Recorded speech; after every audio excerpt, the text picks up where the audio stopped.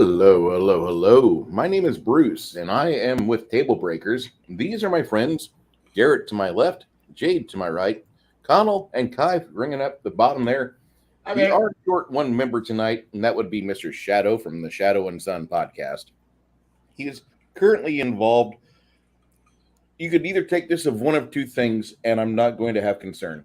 He could either be involved with internet drama, which I doubt, or he's doing something to further his resume and build something awesome for a gaming company, which or his own gaming company, which I actually very much believe. Hey guys, how are you doing? Great. Awesome. I need a beer. The Daddy Ash. Banana. Yeah, that's one of the guys from our community, me and Z's community. So, Crafting Gamer, have you listened to the Wind Rose version of Diggy Diggy Hole? Or the I love original, Diggy Diggy Hole. or It's good, but the original's better. I Hey, like Grandma. Wind Rose quite a bit. Hey, it's RPG Grandma. Wind Rose is awesome. But I got to give a shout out to the Yogs cast. Like they produced such great content back then.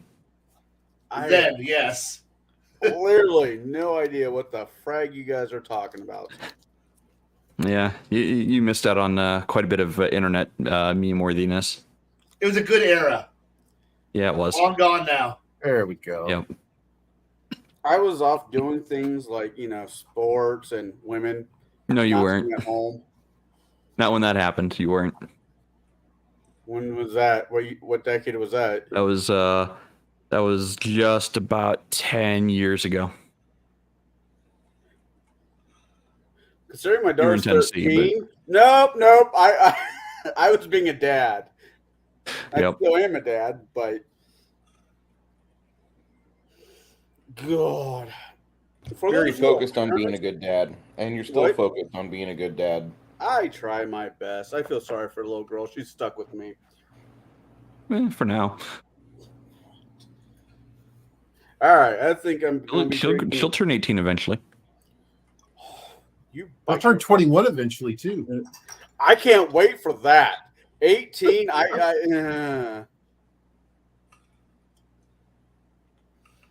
already took my oldest stepson out for his 21st birthday, and that was fun. 2 beers, and he was done. I had great hopes for him. Well, He didn't come from a great stock of drinkers that my daughter came from.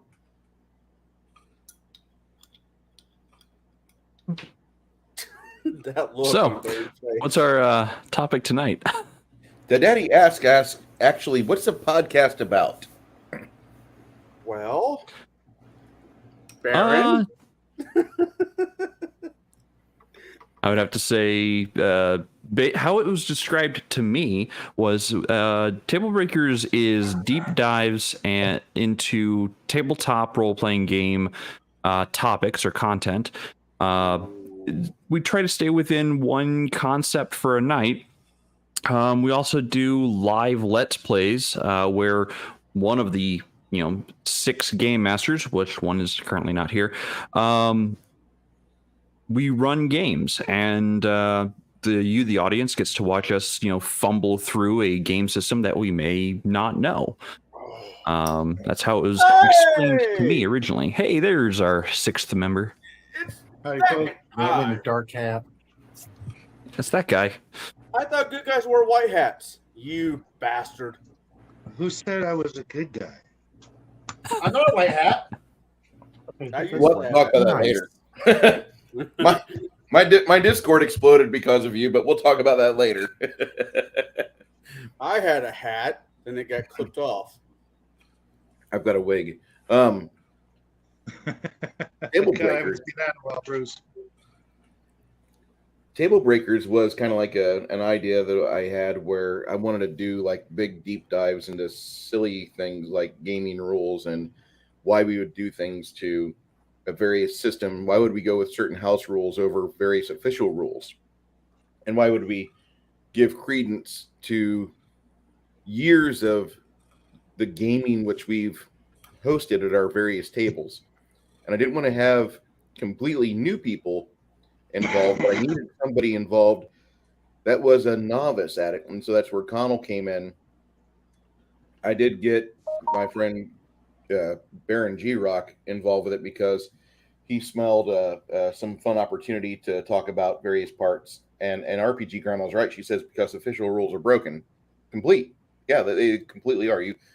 You run an official game at your home or residence, and you try to turn that to a campaign, and it will not last you over a year. It will be very hard to keep it going. You're going to find a lot of various workarounds, some various things you'll write down in your Trapper Keeper or your college rule notebook, etc. And that's what Tablebreakers is. And we try to help gamers, and we try to do it through irreverency and through just statements that we have put to the test. And by that, we've done complete and whole one-shots. All of us at one point or another have done a one-shot for the other here on the panel. So, Which sounds like we might be doing that again here in the near future. I would like that. Which, Yeah. you know who I'm looking for is to be my DM again? Amazing Who? enough, I love that guy as a DM. He's been my DM multiple times over the years. The guy over here on the top, well, your top right, is my current DM. But that guy right there, that one, that Yeah. St. Kai is the DM I'm looking for the most. I want to know how we're going to screw that guy over by playing his game. Good luck with that one. Well, I am Irish. As am I. I'm down for shenanigans. I am too. Next I'm person happy says with a good shenanigans, I'm going impression. to pistol whip. Hey, Farley, what's that restaurant you like going to with all the weird shit on the walls? Shenanigans? Or- Oh, you heard him! yeah. I'm in a good mood. I'll knock it off. Don't worry, it won't last. Wow. Quite a packed house here. Got quite a few eyes on us now. Yeah, No. It's like somebody's watching me. always. Well, not I necessarily always on can't see the Sundays. chat, but howdy, folks. So we're going to take a more of an intake to how to use realms in your campaigns. The realm of the Fae, the realm of the Cthulhu, the realm of Count. I wish I was the real Dracula. Maybe we talked about that a little bit, and just how people handle them and what we should do with them. Last week, this guy and that guy, the other guy was not here.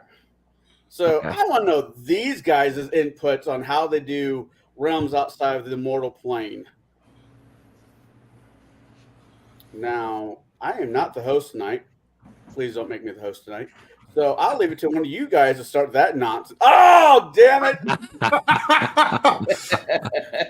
Open thy mouth, you No get one needs to- nominated. No one needs to hear me rambling on. Have another shot of whiskey before you start. Okay.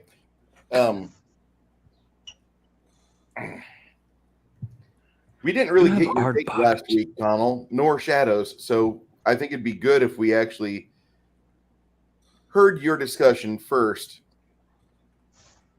No, wait, Shadow was here last week. My bad. Yeah, It sure. was Jade that was absent. I'm always here. I've only missed one of these guys.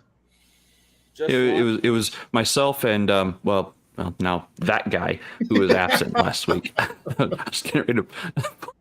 Ladies and gentlemen, you know musical chairs. We're playing musical panel. Yep. Round and round we go. The last one drinking, no one knows. That'll be me. It's gonna be a Well, cold day. there's always that one person in every group. Sorry, guys. He says he's Irish. Hey, when you make I would promise, love you like- keep it. I can respect that. How's Crafting gamer. I would love to talk about Palladium, but I'm not Max, and I don't know Palladium. I really don't. I do. You Well, guys wanna start talk talking. Palladium? There we go. I've got like all of the books up until a couple of How years long? ago.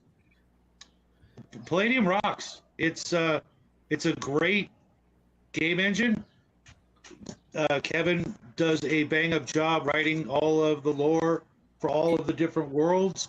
Once upon a time, GURPS was the generic universal role playing system, but I honestly prefer Palladium, even though it does have the problem of not being able to decide whether it's a skill based or class based system.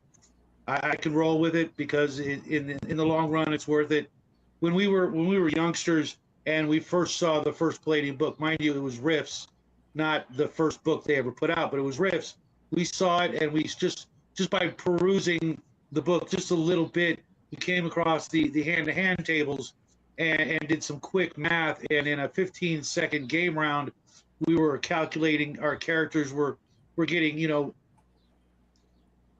handfuls of actions compared to like AD&D, which was our regular game of choice, where you'd be lucky at 10, 12th level to get one or 2 or 3 every alternating round of actions of things you could do. And here right off the bat, you're starting with 4, 5, 6 actions in a 15-second versus a 1-minute melee round.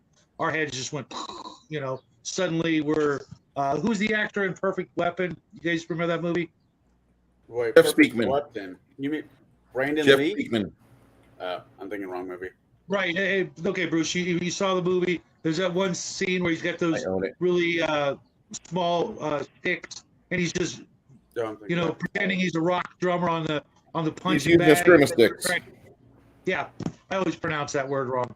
And he's getting like 20, 30 melee attacks on his punching bag in the blink of an eye, and we're like, yeah, we want our characters like that, And they just went on from there. The abilities, the powers, the unabashed gonzo-ness of the game, where you could have a street rat hanging out next to a dragon, hanging out next to a mech warrior in full power armor walking around, and cyborgs and wizards all at the same time.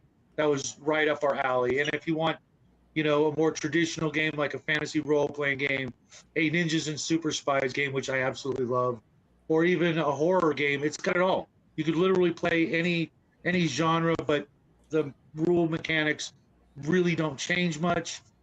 Unfortunately, there are scores and scores of books in the library, and once you've picked up your first couple, you realize, oh no, I kind of want them all, or at least half a dozen, so you got all the core sort of systems, or genres, and from that point on, you could literally just go Palladium, and you'd be set to play any kind of game you ever want, as long as you're into crunch, because that is the one thing about Palladium. There's a crap ton of crunch, but there's a crap ton of freedom and just overall good flavor and good fun with the system. Well, does that answer the that question? I hope so, because I got nothing else. I mean, I could go on about Palladium all day long. I probably should, but our good buddy Max has kind of already beat that horse into the ground, turned it into a fine paste, waited for it to dry, turn into a hard crust, turned that into dust, and then off to the 4 winds. It's like a septic tank. You just wait He for it. was quite thorough. Well, no, you wait for it to harden, and then you ask Bruce, make the poop the poop slurry, and he goes in there and throws the water and gets the auger down in there and just mixes it all up, and it's amazing. Oh God, you reminded me of a conversation I had earlier, where I threatened to eat some Don't have enough of these. and crap into someone's urn and then seal it up for all eternity. You mean like that, Garrett? I'm gonna need more before the night's over, I'm sure. I didn't say Earth Dawn. Oh! You did now.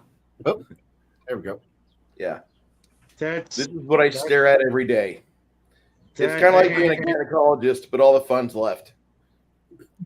Folks, this should sum up any issue you have with Bruce in a nutshell. It's just, if you had to do that on a daily basis, and you actually haven't been convicted of murder yet, Bruce is what you get. Unless I'm wrong about that whole conviction thing. It was overturned, right? Yeah, well, prove it.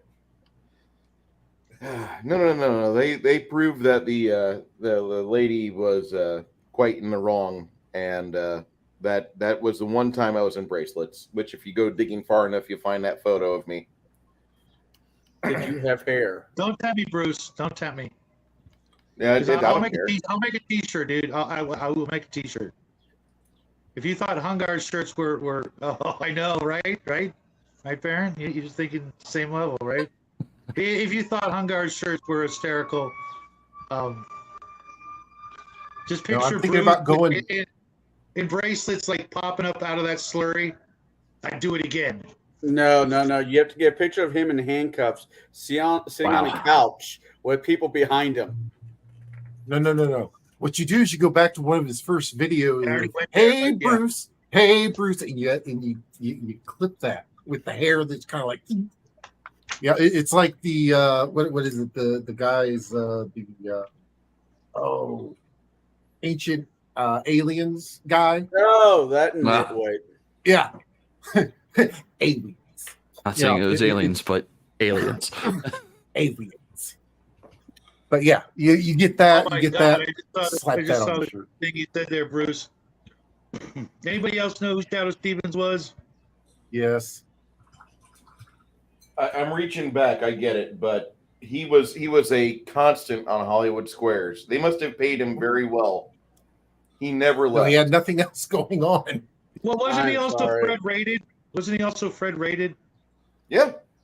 Okay, just making When sure I my saw brain the Hey goes Bruce fire video, on all three my cylinders. mind went back to when I was in high school, and there was a show on Disney called Even Stevens, and he kind of looks like Bean off that show. And I love you to death, Bruce, but that's where my brain went. I'm like, oh, okay, never gonna let that one go. Yay. And this is how you get Well, kicked off the so the table different breaker. realms. Connell, I'm going to tap you first on this. I want to know, when your characters are in your game, what leads the story for you, or what leads the decisions at the table to where you educate they go to a new direction? Hey Matt, how you doing? If the campaign, hypothetically, let's say I'm running, okay, I'll do Rise of the Rune Lord. And I need them to go to Magmar, but they don't want to go to Magmar. They want to go to the Mana Waste, so take a 6-month tour so they can go get guns, because that's the only way they can get guns in my campaign. I will have a bad luck scenario keep hitting them as if they're bouncing off the invisible walls in video games. One of them might go to jail for sleeping with somebody's daughter that was underage. Just bad luck bear scenarios. Do you mean more like the bad news bears scenarios? No, I said it right. yeah, that's kind of where I'm going with it. It's just, if I don't want it to be a complete railroad, but that module is, let's face it, Union Station of a railroad campaign. And I explained that to the parties, like, hey, this is kind of what the deal is. We can either run this, or I can figure something else out. And if you say yes, then you agree to, as Shadow put on, you'd agree to get on that ride, and ride out. When you want to break off the course, bad things tend to happen to you if you don't go in the direction that the story is supposed to go. I think Kai has brought up, and a few other people have brought up, is like there's a timetable. If the bad guy gets where he's going in time, that means game's over. Not necessarily. Well, for These batch. Just more bad stuff happens. right. Yeah, it's more bad stuff. It's not a no, the game's over, rocks fall, everybody dies. It's now I need you to be resourceful because you've allowed too much time for the Giants to sack Sandpoint. They found what they were looking for. They're going back with a lot of gold. And in a month and a half, Mockmurian will reward them with a lot of resources so they can continue to break the human settlements of Varicia. You can do that. And eventually, if the bad guys keep winning, if the good guys don't show an impetus, like you can initially try to like save them or give them NPC buddies or like, disposable heroes to try to help outflank the big bad. But at some point, if you're running that campaign and you ran it before, you should turn Galarian into the Twilight game. And I don't mean Twilight like, the gay vampire bullshit, but I'm talking more Twilight where like Sauron wins and you get a bunch of orcs that just start occupying the above lands and everybody turns into a trader and they sell you out if you fix armor or you know how to wield a sword. And then they break your wrists. They get a hold of your niece or nephew. They do sex crimes against it with you watching, tied up, unable to do anything about your family being defaced. Twilight, really good campaign setting, great idea, not great execution. Wow. Okay. I won't lie. I thought Twilight 2000 for a second there. I'm like, Fantasy Twilight 2000? I mean, I was thinking Twilight Imperium, but okay. Thank you. I was waiting for that. Mine's right up Hey. here. Twilight Imperium is if you win, not when you lose. I don't know. Depends on the player, doesn't it? I got some Yeah, it players who does. hate it, but then I got some players who probably just. But yeah, I mean, needless to say, I do kind of just ramped up the the shitometer. The goblins get a little bit more to the orcs become a little bit more orky.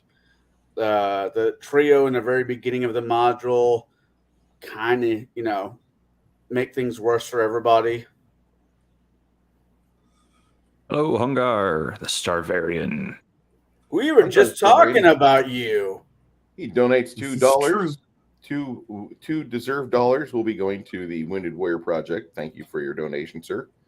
Appreciate you for everything you do. And if you don't have a Hungar the Starvarian T-shirt, wait one. I'll get it in the chat for you.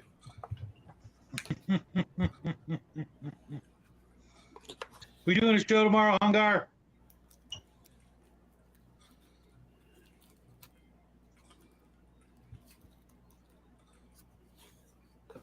Hungy poo? Dude, Whoa. Max is gonna get mighty jealous. Or should I say Maxi poo? And the Squirrel Hermit's here, too. About that. Hey, long time no see, buddy. Oh, shit. That sucks, man. Oh, no. We will continue praying for you, my friend. Okay. So do they have like an express line for you now? When you go, Yes. you don't even have to fill out paperwork. You just go sign and you're right in. They've already got a room ready for you. Well, I mean, like the Disneyland, nurse is you got already the fast there. pass. At Disneyland, you got the fast pass. He just doesn't take his off. The exact suite. It's already prepared for you. I'm starting to question if he's there for medical issues or because of hot nurses. I think the hot nurses. I would hope for the hot nurses, because, medical issues is just always just terrible. We're regardless of what he put in chat, it's for the hot nurses. Well, That's he our doesn't wanna story. make- We're sticking to it. He doesn't want to, make Maxi Poo jealous. You can't Well, have I mean, if trouble Max there. if Max wants to dress up in a hot, nurse outfit for him, that's on him. I'm not gonna, For a price, I have heard it's not out of the realm of possibilities. Oh, that's an image I'll never be able to. I'm gonna need some more brain bleach for that one. Oh God. Sorry, I could go Yeah. on. There's not enough. Just like there's not enough. They don't make Nair in Wookiee There's size not either. enough alcohol to get that image out of my mind. Nope. I'm trying to understand why Aristotle drank hemlock tea. You know that nurse's uniform was pink, right? You're welcome. Well, he's not. Well, So, I mean, if he wants to dress as a about candy striper, realms. he can do that too. Well, this is a realm. This is a realm where Max dresses up as a candy striper to go visit Humdar. No, yeah, It can happen. I want off that train and onto an entirely different train going in an entirely different You got another direction. e-ticket? You got another e-ticket? I'm sure I can find the cash for that. Here's another part of my Or do I have to soul. buy a Give whole me nother all book the of pride. tickets? You might. I Yeah, don't know. something like that.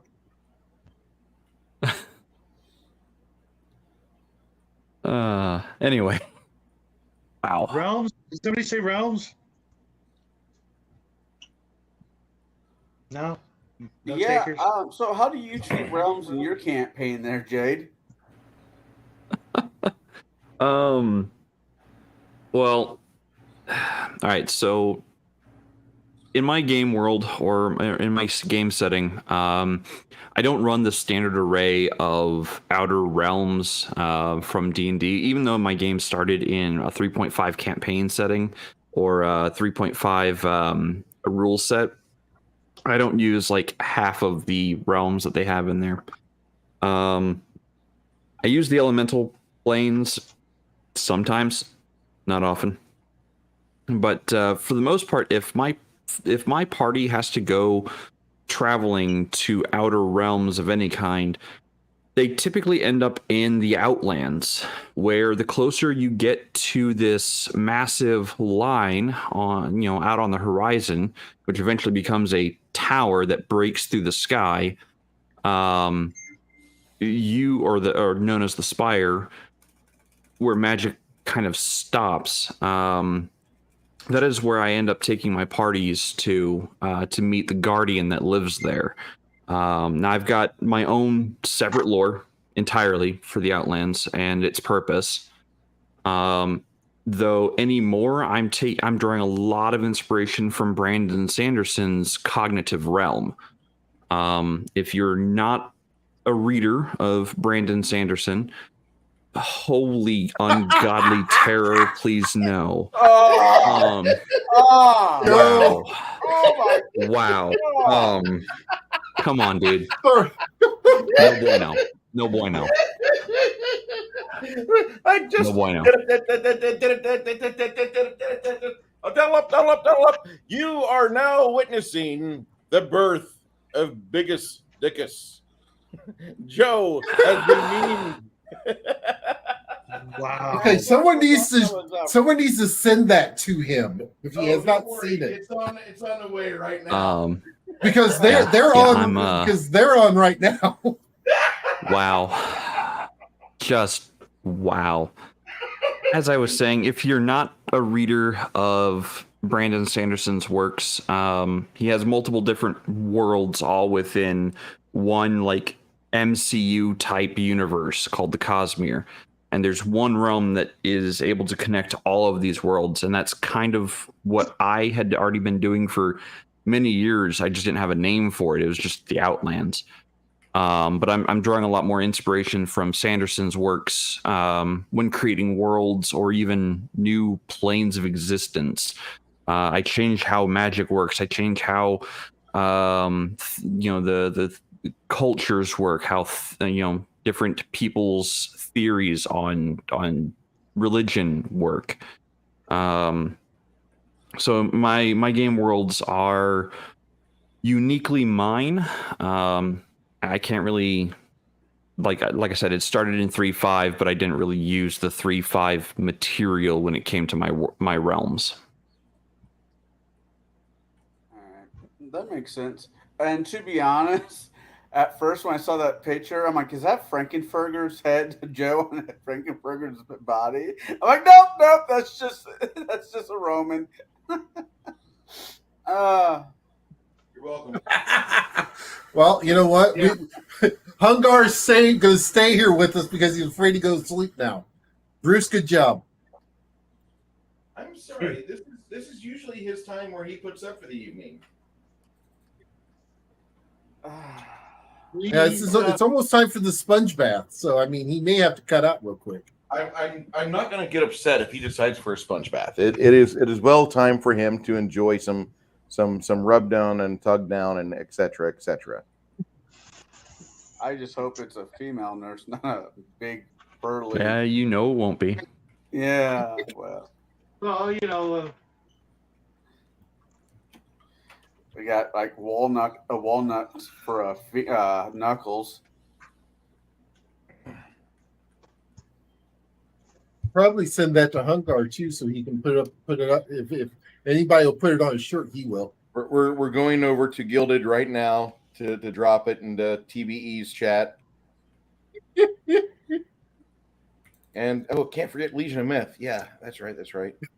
When did we become the shit slingers of the internet? I mean, I'm not opposed to it. Well, no. It's an art form. See, we're not the shit slingers. We're the people that slap. We're the ones that shut down the shit slingers, and then Bruce vacuums them up.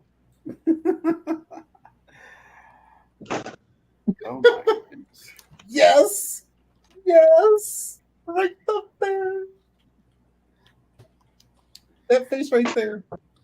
That's almost as good as the Jean-Luc facepalm. You know, I was thinking with you two on tonight, it would be a little bit more mature and grown up. No. Boy, was I fucking wrong. This is my third stream today. Leave me alone. Have you not been on this show before? Oh, I have. All right. If you close your eyes, it's all good. No, it's not all good. I woke up at like 4 o'clock this morning, and I was like, you know what, screw it. And I streamed at 6, and then I streamed again about 1, 2 o'clock. Now I'm doing it again. So, Yep, no words. Just none. No words. yeah. So, Baron, how do you treat different realms of existence in your campaign? There's 2 that I mainly tap into when I'm doing additional realms in my games. One is Terra Nova, which is the Irish, deity plane. Right. The other is the realm of the Fae. So you're looking at the 2, Courts. which technically there's 3 parts to that realm. You've got the unaligned, you've got the winter and the summer. So there's a lot of things you can do within that to be able to pull a lot. You've got a lot of stuff to pull from. So especially when you start looking at like the Irish deity sets and things like that, because they are very, very interesting. All right.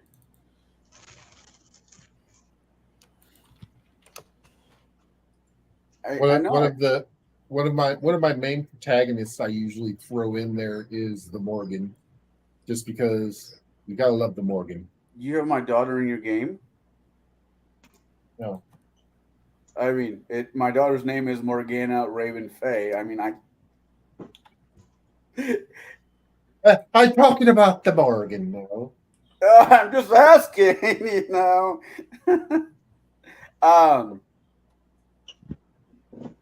Of all the realms and possibilities that we've read or seen, read in books, comic books, or seen in movies or radio plays or something like that, is there any one? I guess you kind of already answered this one, Baron. Is there any one realm that somebody is creative that you thought would just be an amazing place to host a campaign in? Something outside the normal, like Greek, Irish, all the different mythologies, but somebody's like something straight out of a novel that you thought would be fun as hell to play in. See, the one I like, and I've got the books for it. I just need to get more familiar with the rules because it does run off the Savage World side. Is Monster Hunter International, where the government's trying to cover up all these monsters, but then you have monster hunting companies that go out and deal with that, and they get money from the Perpetual Unearthly Forces Fund or the Puff Fund. So it's very interesting for it to how the payouts and everything else go. The one way I can explain it, Larry Carrera, who has that world, that realm, he believes in beating the hell out of his hero. Very similar to Jim Butcher. I mean, Pitt gets annihilated damn near every book, and it's but that realm of you've got the secret agents. You've got one of my favorites is Agent Franks, and he's originally from Germany. He's very easy to heal. Just go and sew a couple things back on him. He's fine. So yeah, it's very, very interesting, that entire world and the way that world is set up, because you've got it reminds me a lot almost of kind of like the werewolf vampire type world setup or World of Darkness type setup, where certain people know about the bad stuff, but not everybody. So it's one of those type of deals where it can be a lot of fun in order to make sure that the characters are keeping to the point of, well, this is supposed to be a sequel. The other one that I've played in, and actually my wife ran, was The Sanctuary. From the TV series? From the TV series. And where they're going out and getting the cryptids or getting those races of, and bringing them into the sanctuary, either housed or whatever. That is also another fun type of realm to go into, because then you can branch out into just about anything. So if you wanted to branch out and, oh, look, you've got the Ninja Turtles, or, oh, hey, look, you got Street Sharks. You can pretty much any type of cryptid or any type of, anything like that, you can just jump right into. I mean, you can even go into, even as far as Yosaki Jimbo, that even that, that deep into it if you want to. So, I mean, it that type of world has a lot of quiet, you can as pliability with it, and also being able to, if you see something that you're like, plug and play, and it works. It just works because of just the way that is set up. All right. What about you, Kai? A setting that I would like to pull people into? Yeah.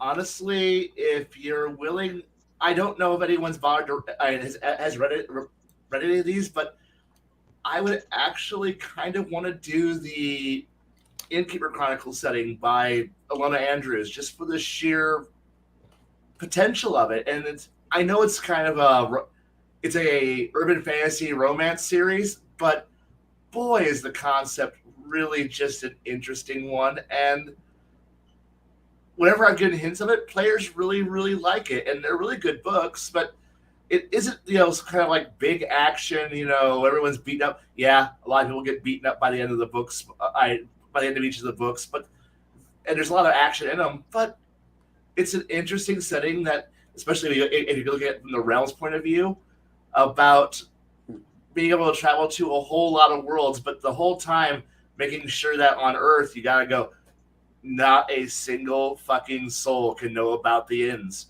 And that's pretty much the point of this, is incredibly weird hijinks while trying to keep the humans from never figuring out that there's actually a massive intergalactic that the Earth is actually a massive intergalactic rest stop and halfway house for travelers who are traveling the universe, and nobody can know. And depending on how you want to play it, it's a really great idea of either being high adventure but keeping it on the down low, going out to other worlds, blowing up shit, having sword fights, and people's heads coming off all the time, and weird, awesome shit happening. And meanwhile, back home where you're actually at, the local police officer drives by and goes, "Something fucking wrong at that house," and they just kind of just try to no. The giant hover grav bike that drove by with the missile launchers on it, that was totally just some rowdy kids. And the rocket launcher I saw, totally rowdy kids. And come up with funny, weird ways to go, no, the 6-armed giant furry lizard murder machine that's trying to eat everybody. Oh shit, how do we hide that one? It's a really fun story. It's a really fun universe. And honestly, I think a lot of people could have a lot of fun with that particular setting, and I would love to do. And it's got bridges onto another one of their series, which is the Edge Chronicles, which is also about the idea of Earth, a middle place, and then an alternate Earth, and the people from one can't really cross to the other. Well, they can, but it hurts a fucking lot. And the Broken is this weird place in the middle, and it's just so there's all these weird little things and ways to grab and drag stories into here. So yeah, if you ever want to have two rather dark at times, just fun series to read, just go look up Alona Andrews is the author. It's a husband and wife duo, and it's the Innkeeper's Chronicles and the Edge series, and they're just really, really good books, and they're really great settings that would just make for a change of pace from the usual crazy, oh, we gotta go out and save the world hero's journey. And no, this is actually, so the modern day, this is a side story. It's like, oh, the modern day, priests of Set are out there being pissed off that some rogues broke into the New Egypt colony in Florida, and they're out trying to hunt down some rogues. You need to stop that from happening. Stop what happening? It's already happened. No, we need you to go kill the rogues. Why? Before the followers of Set get them. What happens when the followers of Set get them? Oh, bad thing. Well, actually, we wouldn't return it, but we went political. It's a whole lot of fun shit that you can do, and it's a lot of an interesting takes on modern world, multiple worlds, interesting stories. Just good reading. They're great authors, and they're gamers, so they write like gamers, but it doesn't read like a goddamn fucking boring ass D&D novel, which is, oh hey, look, no, it's not. It's much better than that. But yeah, that's what I would use. All right, Shadow. Can you repeat the question? Yeah, I can repeat the question. Is there anything? I know that you don't like copying anybody's ideas. I mean, you'll steal nuggets from it, but outrightly steal. But has there ever been anything you've ever read, seen that you're in the back of your head is like, that would make an awesome realm, an awesome place to host a game in that world? Somehow get them into that world would be really cool to play it. You mean it doesn't already have its own game engine like Mutant Chronicles or something like that? Right. No. No? Don't do it. I make up all my own stuff. That's for me as a GM. That's the the biggest part of the fun. Obviously, there's a lot of fun interacting with my friends and fellow gamers at the table, but for me, the creation, the putting my own ideas. Obviously, they're inspired whether I know it or not from, having been alive. You can't really claim all that much creativity, but, it's like, cooking, two different people can have the same recipe and come up with a completely different tasting version of the meal because of their own, subtle differences in the way they prepare the meal. So I like to just stick with my own desires in worlds that I would like to visit, or I would like to perplex or bedazzle or beguile my players with, coming up with brand new ideas, at least from my perspective, that All right, I don't think anybody else has run into. let me put this bait on a different size hook. Now, I buy all the books for John Carter of Mars. Mm-hmm. Would that be something you'd be interested in running in, playing in, or is it still just I'd rather go off and do my own thing?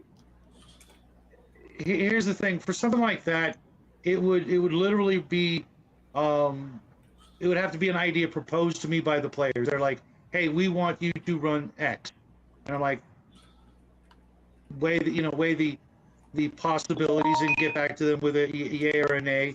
If somebody really wanted that, I would do it, but I would probably have to run it kind of like Knights of the Old Republic, either really far back before the story or way ahead of the story that we all know, being Star Wars, to make sure all the main characters are not going to be in it.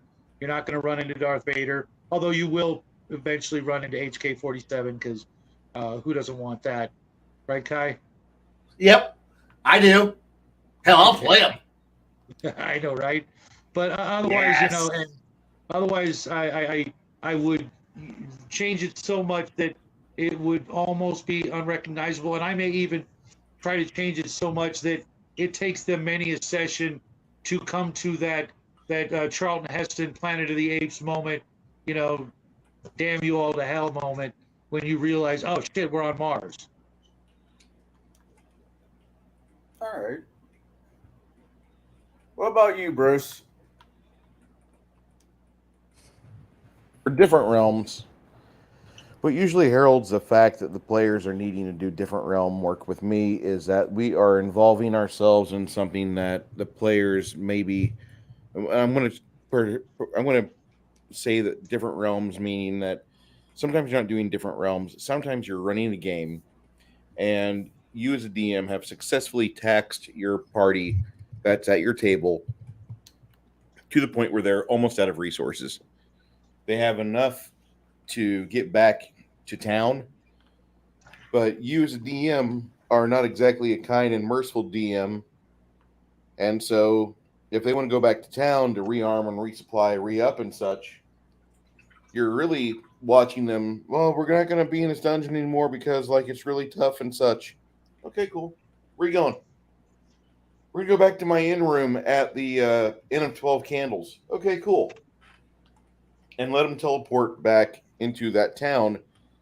But it could be a holiday, and there could be a parade going on, and it causes a lot of noise outside. So the players, they're not going to really get the best sleep. They have to find somewhere else. They go downstairs, and instead of dealing with a dungeon like you wanted them to, now they've got to deal with throngs and throngs of people. Well, this is great. This literally just completely wipes out your party as they bump into nothing but pickpockets and professional thieves guilds as they loot the party as they go through 7 or 8 blocks trying to get to a quiet spot to rest. And you can do that. Different realms doesn't necessarily mean that you're taking the party from the prime material plane to the elemental plane of fire, or see the city of brass, or you're taking them to Miserable-ville, or like Ravenloft as somebody sells it. You really just are changing the story up, not story, the scene. You don't have to let up on them. You don't have to give them quarter. Unless the party has paid and bought a island retreat somewhere far, far away from prying eyes, and they've never shared the location, and there's not a dimensional what is that giant monster on the front of the manual of the planes with a big central eye, and he cancels out magic and life processes and just devours stuff? That thing. If he's not there, the party could be safe. Yeah, that's great. But changing dimensions doesn't always mean that you're actually stepping from here to somewhere in Planescape. The party has elected to earn their experience points through loss now, and they could possibly, over the next 7 or 8 blocks, are trying to get to a quiet place to rest, lose a quarter or a third of the materials they won lawfully in a dungeon. But, you know, I mean, some of the stuff is kind of hard to keep a hold of, and you're trying to push against the crowd. This is a festival season. And by the way, the guards are closing in. So by the time they've lost a quarter of the stuff that they had, or maybe somebody's running off with your favorite shield, or maybe somebody's ran off with like one of the bags that's on your hip, a bag of holding perchance. The guards get there and they save your bacon, but they let you spend time in jail because you're really not supposed to be out like this, dressed to the hilt, covered in blood from the dungeon, in full armor and weapons unbound. We need you to, oh, you're sober? What, you teleported in town? Don't you realize what day it is? We need you to take some time off. Here's the jail cell. Oh, by the way, pile your stuff over there. Thank you. No, I need you to rest. I need you to rest before we go talk to the magistrate tomorrow. And really what that means is that you as a DM are still in control. You are still able to put your party in a position to where they're going to be begging to go back in that dungeon, where things might not be to their liking, but they're a hell of a lot better than letting you run them through a city and take away all that hard-won loot. All right. If that's not the idea you wanted, what do you want? No, that works. That works. Because that is very much just you in the best possible ways. And it's Detroit. Six Nations. It's not Pathfinder. It's straight up Detroit. Jade, same question. So I've kind of already answered this in a way. I have a plane of existence that I run my players to when I want to change planes of existence. Sometimes it's positive energy plane, sometimes it's the Outlands, sometimes it's the negative energy plane or shadow plane, as some might call it. But as far as running the shadow. As far as running other intellectual properties, I try to refrain from that as much as possible. Like, I might get a neat idea from a Sanderson novel. Let's say, I don't know, Stormlight Archive. It's the one I'm most into. Like, I really like the concept of the Stormlight Archive's use of like a mana system. The actual Stormlight itself being used to power the magic of the people who can use them, who are bonded to these splinters of a fractured deity. And like, I like the concept, but I'm not going to run that in my own game world. If I was to run the official Stormlight Archive RPG, which I think is still being made or still in the works, whatever it might be, whatever status it might be, if I was running that, sure, I'd run that. Hell, I'd even try to figure out how to run material from Scadrial in there. Like, I would love to have Mistborn or Metal Burners in Stormlight. Either way. But for the most part, I reflect back onto my creative origin. Whenever I'm in my own game world, my own setting, I always go back to my creative origin. And this is something we touched on in Gatekeepers just a few weeks ago, maybe a month ago now. And creative origin is the thing that first gets you inspired to create your own world, to run a game, to design things for your friends to explore and figure out. And my creative origin is actually Chrono Trigger. It's a 1993 or 1994 Super Nintendo release. Absolute favorite game as a kid growing up. And it dealt with time travel. And one of the things I'm doing with my game setting is I am exploring the different eras of the game world itself. So my next setting is a Bronze Age setting. It's set far, far into the distant past compared to anything I've run before. So with that being my creative origin, that game, I'm going back and looking through all of my notes that I took as not just, the last time I played it, because I do like to replay it occasionally, but I go back to my notes from when I was a kid, when I was like that, 10 or 11-year-old kid, taking notes on what the dungeon layouts are, taking notes on what my game options were to see, like if my choices mattered or whatnot. Yeah, I was that nerd taking notes on a video game. No judgment. You can shame me. That's fine. I'll accept it. Okay. But no, but I look back to my notes from even then, and I'm like, okay, I now remember, the 12,000 BC era of the game, and I can, go through line by line and remember certain aspects of it that I may have, haven't thought about in years, and that is where I pull most of my creativity from, is that origin, like that far back, 20 plus years now. Going on what, 30 years soon? 30 years soon. So, that my creative origin is, unique to me. It's not just unique to me. There are other people who also have the same creative origin I do. The creator of Index Card RPG, Hank, he also has a lot of love for that same game, but in a different direction than even me.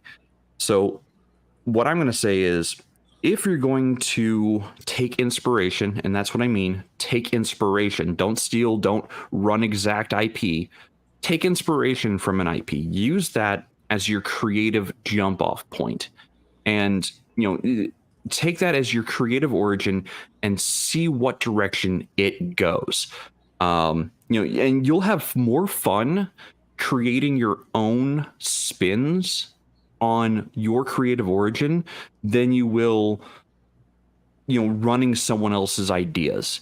And I'm not going to bash those who want to run modules. Modules are good for those who don't necessarily have the time to put into creating an entirely new world or an entirely, unique campaign. Those are great for those instances. Hell, I've run modules and adventure paths from Pathfinder. I'm actually actively converting one of my favorite module sets from D&D 3.0 to Index Card RPG. All I'm doing is porting monsters over and reskinning things. Because I just really enjoyed those modules. But at the same time, like, my world is mine. It's uniquely and intrinsically mine.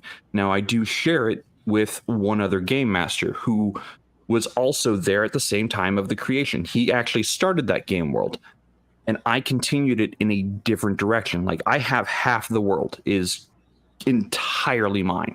The other half is entirely his. I don't know everything he's done with it because we don't really speak on that game world in a together setting often. I kind of wish we would, but we just don't see each other often because, we're almost 200, 300 miles apart from one another.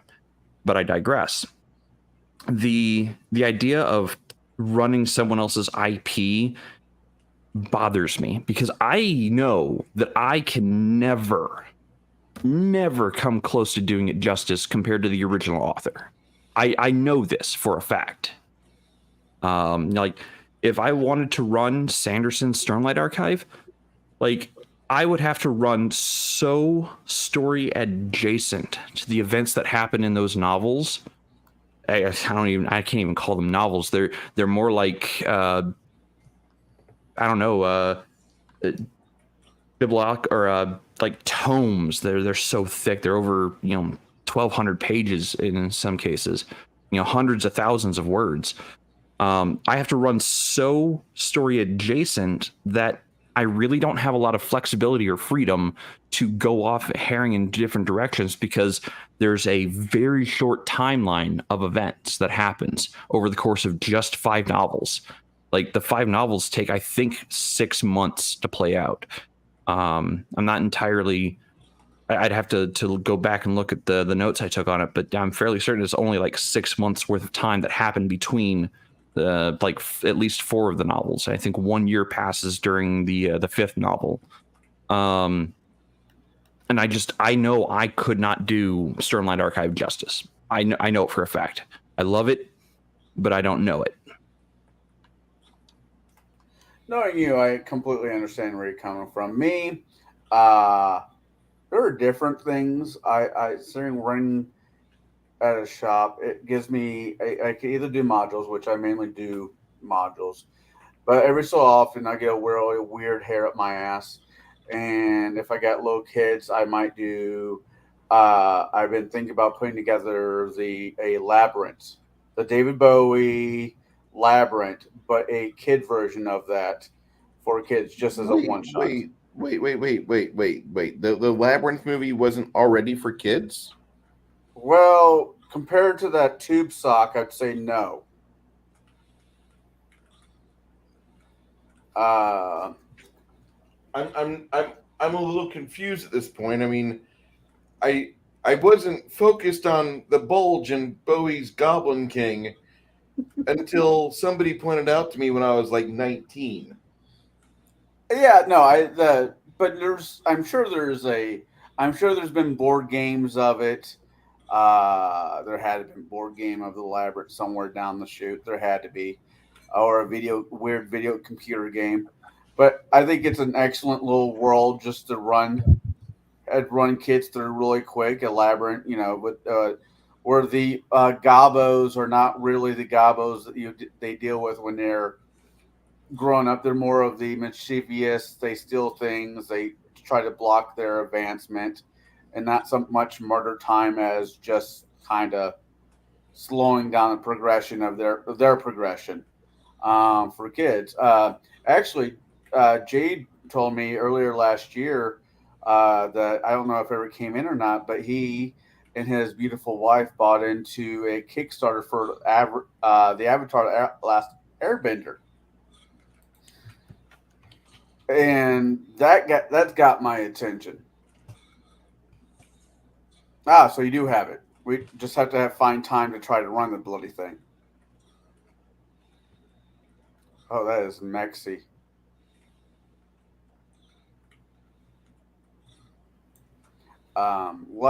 Like Baron. Well, majority of the people on the panel have read, let's say, at least 70% of Dresden books, if not more.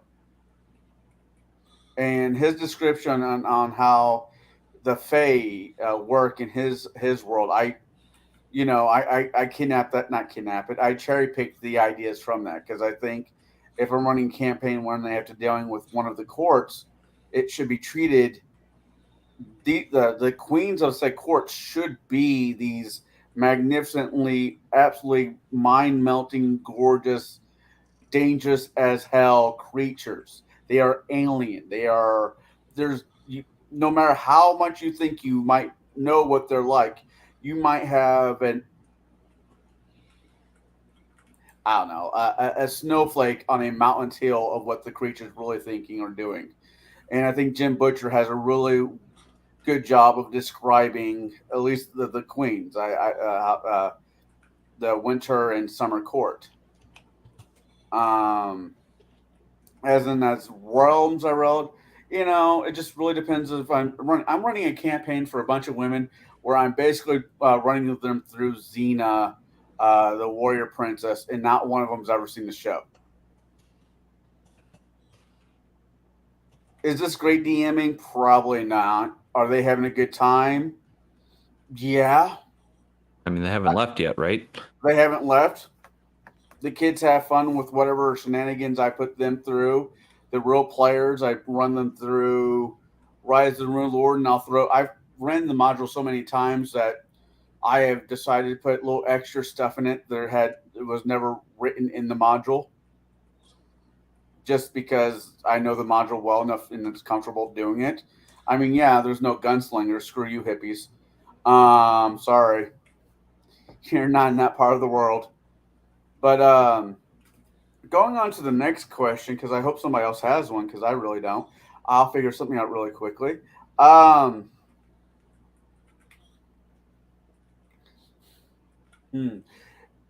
asked this question last week, and since Jade and Baron weren't here, I'll ask them, as I'm actually thinking of a real question.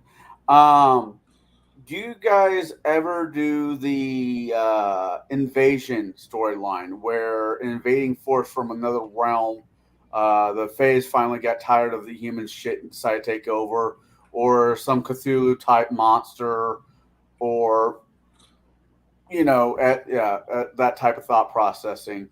I'll start with you, Baron.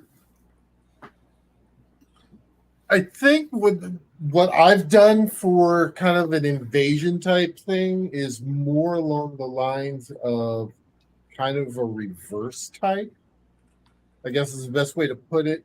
Whereas they are pulled into the realm that's getting ready to launch this attack. And they're not fighting the army on the ground, in their own realm, at their doors. They're gearing up to go. And that's typically where I do it. And then when I do that, I typically adopt the time frame of, okay, well, it's going to, after so many days, this event's going to trigger. It's got trigger points, and they have to either stay ahead of the trigger points or react to the trigger points where they may lose other trigger points that they could have easily, thwarted.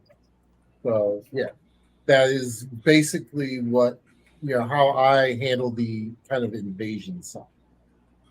All right. And Jade?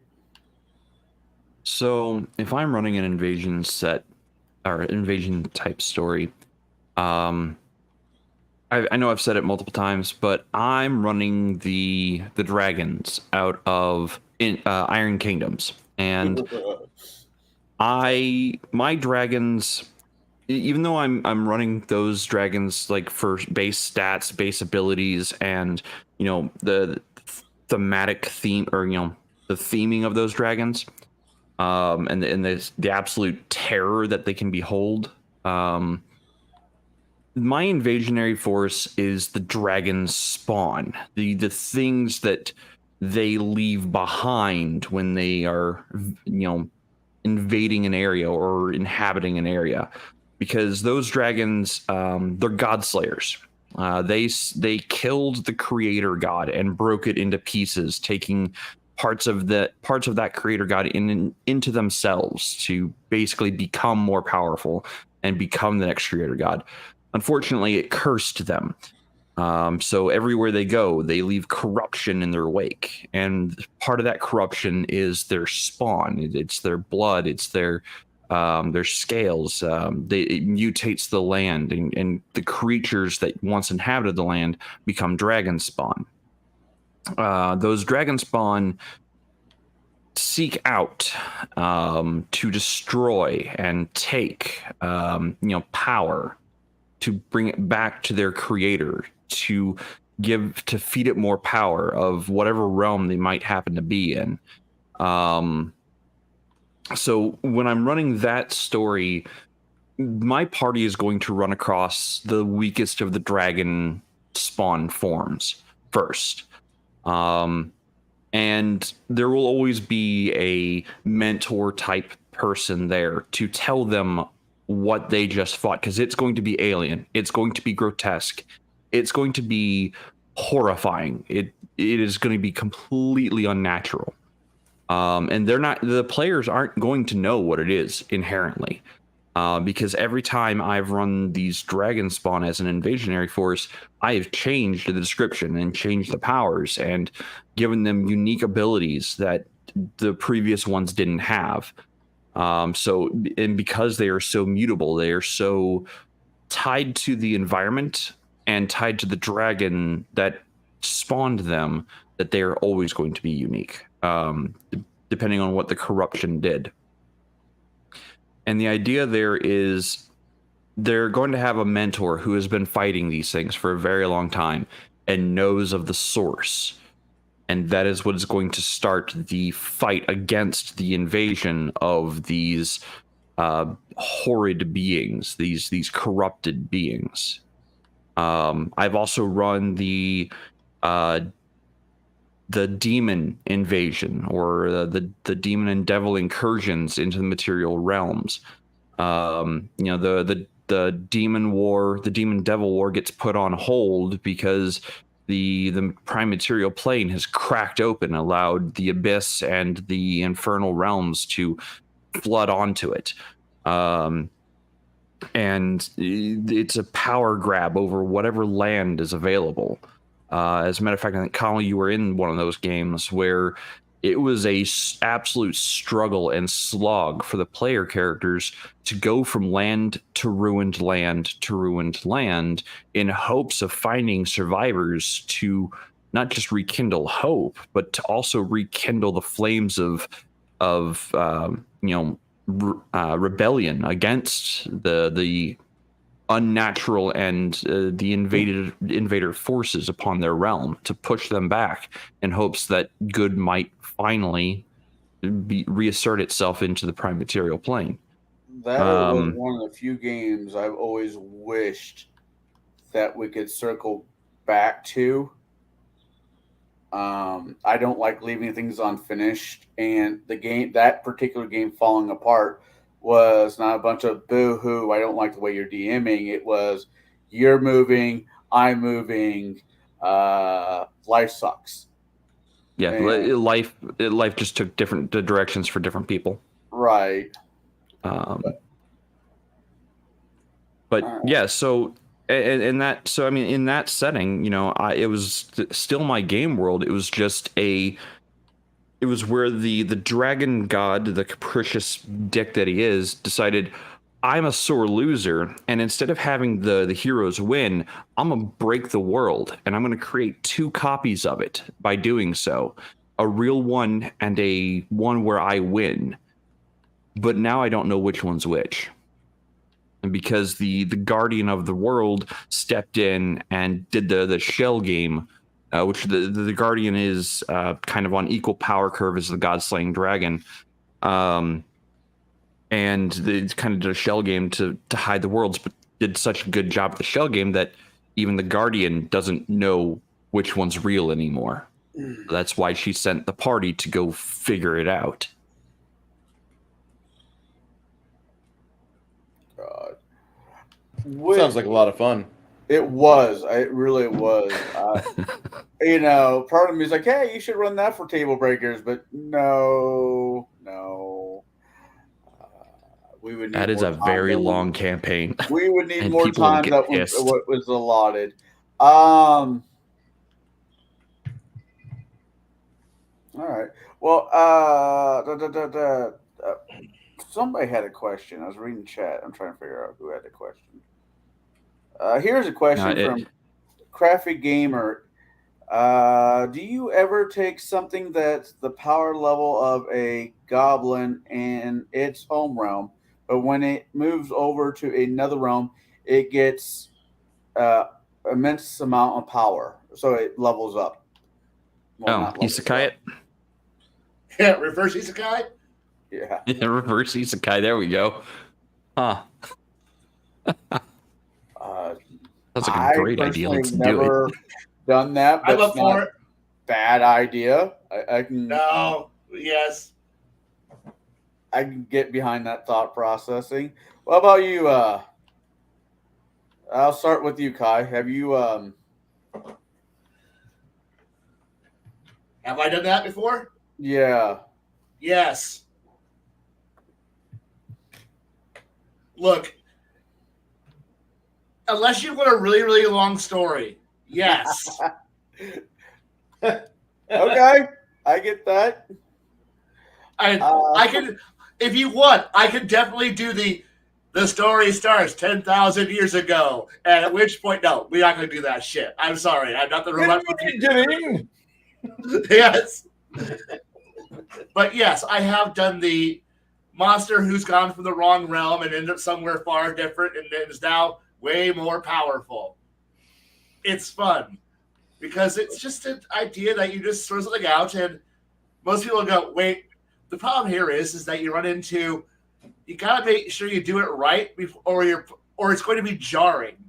Like your players are not going to go, this just feels shitty, or I mean, feeling like, because it's what you've done is you're creating an anachronism. Like they've already had to buy into the bullshit of your setting.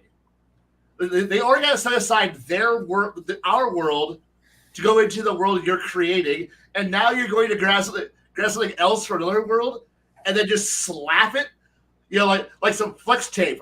Like, man, I got a plot hole, or I got bad shitty storytelling.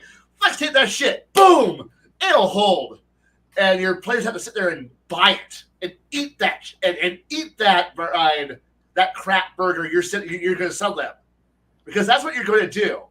Because suddenly if you're playing like Shadowrun, or say Shadowrun, and all of a sudden out of nowhere a portal of Skyrim opens, and suddenly out walks a goblin. But don't worry, he's got goblin powers, super goblin powers, and he can goblinate better than you can. And oh shit, he's super powerful because he's got isekai powers. Oh dear, Truck-kun, we need help. And that's what you're going to be selling them. Meanwhile, if you do the exact same thing and you're playing in the old happy fantasy world, and then suddenly, you airdrop in some Astartes. Oh, wait, the warp is... And suddenly, 10-foot-tall battle armor guy shows up and goes, well, I'm here to fuck the life out of this world. Can I one-shot this setting? Click, click. And you're like, oh, fuck. You're going to be forcing a player to have to eat that plot hole you're just throwing down their throats. So trying to pull from a world there, oh no, you gotta make sure you sell it well, and you do something more interesting, because honestly, having Doom guys show up there and have heavy metal music playing in the background doesn't always go over well. So you gotta make sure your crossovers are actually better written than fanfiction.net's average bullshit. Not everybody wants to play Fallout Equestria. Fallout 32. Yep. And all I wanted to do was just run Fallout in Skyrim. That's all I wanted to do. Yeah. Well, you can find that on somebody else's page. It starts with an S and ends up with Shauner. See, you can actually run that in Index Card RPG. There's of course there are forums dedicated to that. Right. Wow. And the thing is that it can be done. It's fun. It's done when done great, it's great. But you gotta make sure it's consistent, it fits well, and it isn't just simply I watched me some cartoons last week and I want to have some bad crossover that just appears out of nowhere. Trust me, this is not Roger Rabbit. It will not work. Roger Rabbit did it really well through world building, and it made you want to believe that there's a world that has Mickey Mouse and Bugs Bunny both in it at the same time. The Toonverse. Right. Now, unfortunately, I'm going to say that 95% of us GMs are hacks on the highest caliber, and we're not going to sell it well, and our players are not going to buy it, and they're going to look at this at the point when you airdrop in Battle Goblinator plus 2,000 to fuck over your world. That's the point when the party goes. When your players have gone, he has jumped the shark.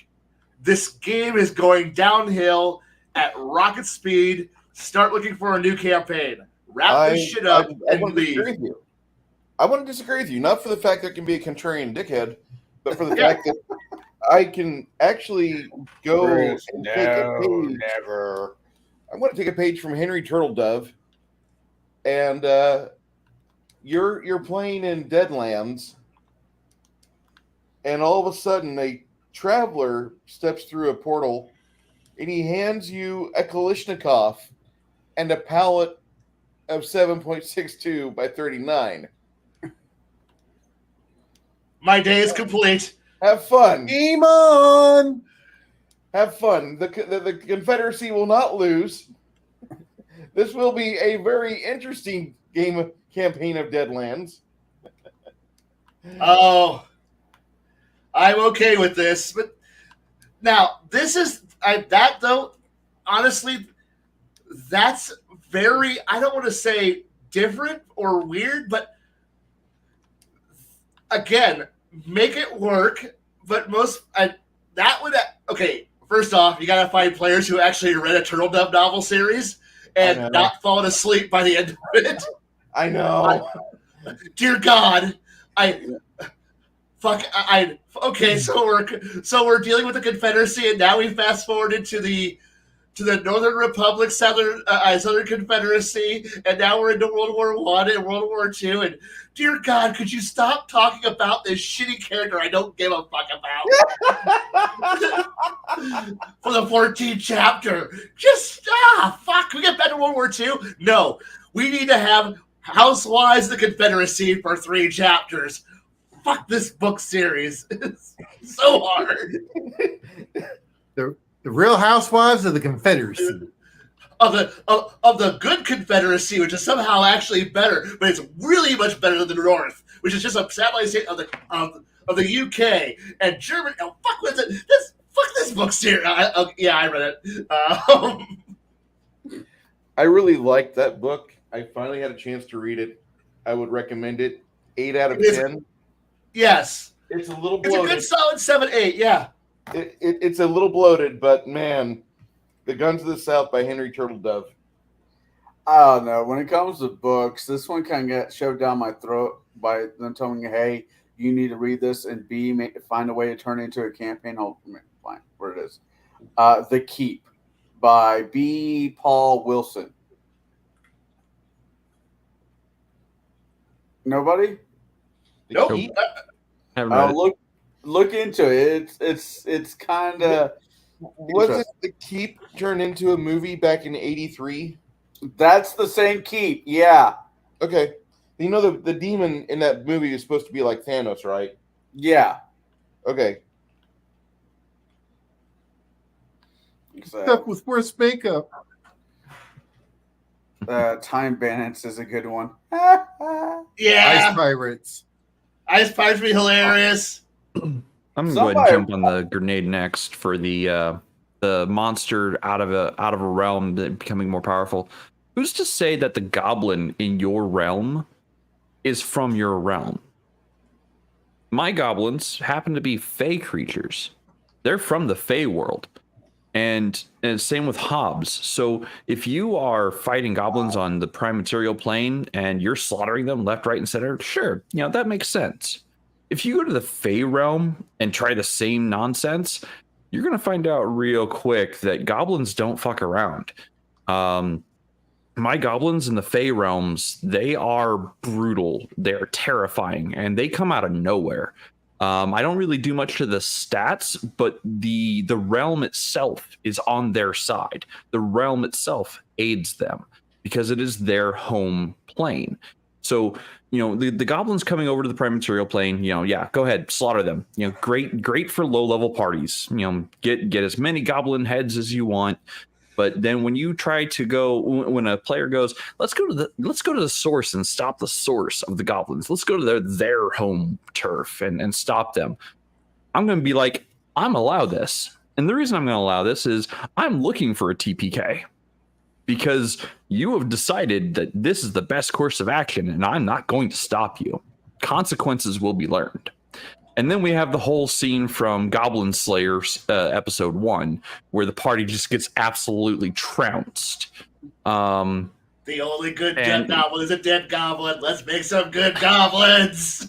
Right? Yes. So, I mean, and I do the same thing with my hobs. My hobs use darkness to their advantage. But in the material plane, the hobs are weak, especially in light. They are weakened by the light, as a matter of fact. Doesn't necessarily kill them. But when you go to the hob's home plane, basically where the Fey realm crosses over or blends with the shadow or negative energy plane, they are going to be terrifying things to behold. They will do level drain on characters. They will not just leg you, but they will leg you and arm you and then leave you to your demise, to be slowly eaten by their master. They are not nice creatures. So I'm not necessarily a fan of reverse isekaiing, a goblin from their plane to our plane and superpowering it. No. I'm a fan of the reverse. The monsters that are already on the prime material plane, if they go back home, they get a significant power boost. They're only here because they were told they had to be by their masters. You go to let's say I'm going to say the Lich's domain, on the prime material plane. Yeah, that's one scary mofo. You go to his demi plane where he is king, or where actually he is god of the demi plane.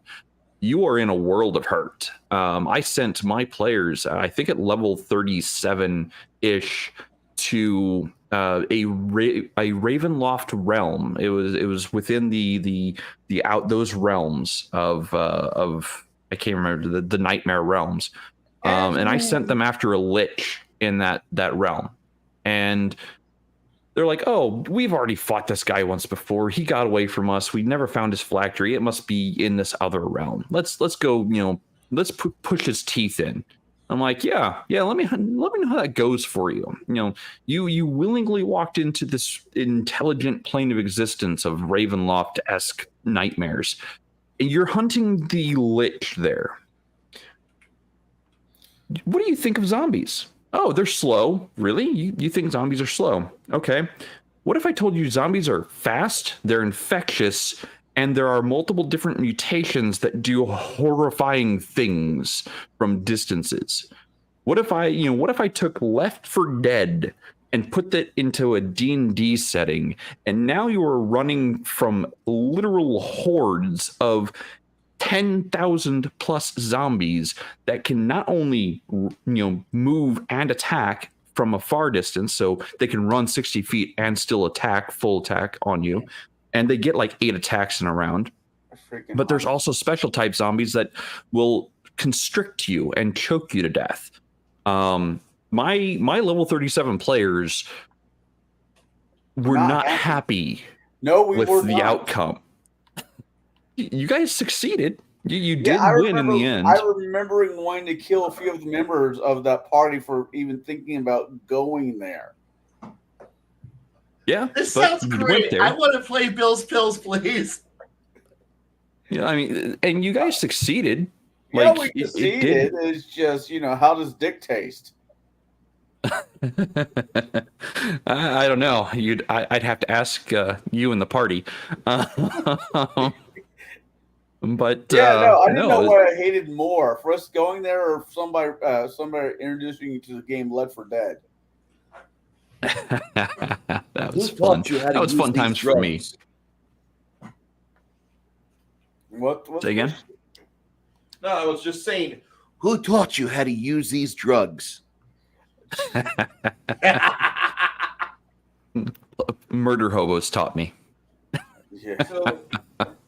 That reverse isekai, for those that aren't familiar with this term, it's kind of like, if you remember back when He-Man and Skeletor was a thing, and Orko would tell people all the time, in my home world, I'm a very powerful sorcerer. I'm very powerful. I'm good at this. But here, he can't get his cantrips right. Well, there's an episode, sure enough, they go back to Orko's home world. And holy shit, he wasn't lying. I mean, I also do the same thing with the Guardian of the Realm. The Guardian lives in the Outlands, and it actually lives at the Spire in the Outlands. Now, those familiar with the D&D cosmology, especially of 3.0, you'll know that the Outlands, the closer you get to the Spire, the more magic does not work. As a matter of fact, at the Spire, no magic works. However, the Guardian has figured out how to cast magic at the Spire, but cannot cast magic away from the Spire. It's a reverse effect. So if you're hunting the Guardian, or if a monster or Godslayer is hunting the Guardian, and they're like, yeah, I'm going to go hunt the Guardian on their home plane. Yeah, you do that. You let me know how that goes for you. And when you come back, missing a few appendages, I'm going to ask you, how did that go? Because that's how I had set it up to work. The Guardian, if you get the Guardian away from the Spire and by some means and catch them off guard, yeah, they're weak. They're very weak. You catch them next to the Spire, you better hope that you're a friend of theirs, because it's not going to end well.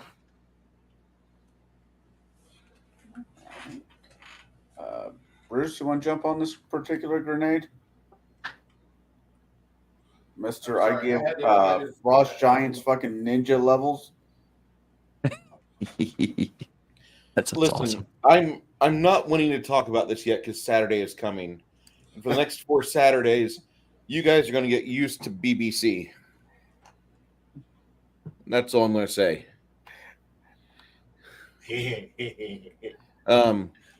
You laugh. This is going to suck. Yeah. Jotun blood giants are coming, and I really don't want to do jungle giant ninjas, but I could. Ironically enough, neither do I. What do you see? See a lot of tree bark, and there's a canopy above your head. Smelling rainwater. Oh shit! Down on you. The Barking up jungle the wrong giant. tree. Remember, the safety word is kumquat. I know. I'm looking forward to Saturday. I think that the dimension hopping will be strong on Saturday. I think you guys are going to be scrambling for somewhere safer to be, because it's a war. Please tell me that British broadcasting. It's not a war crime the first time, but the second time it is a war crime, and we won't. Yeah.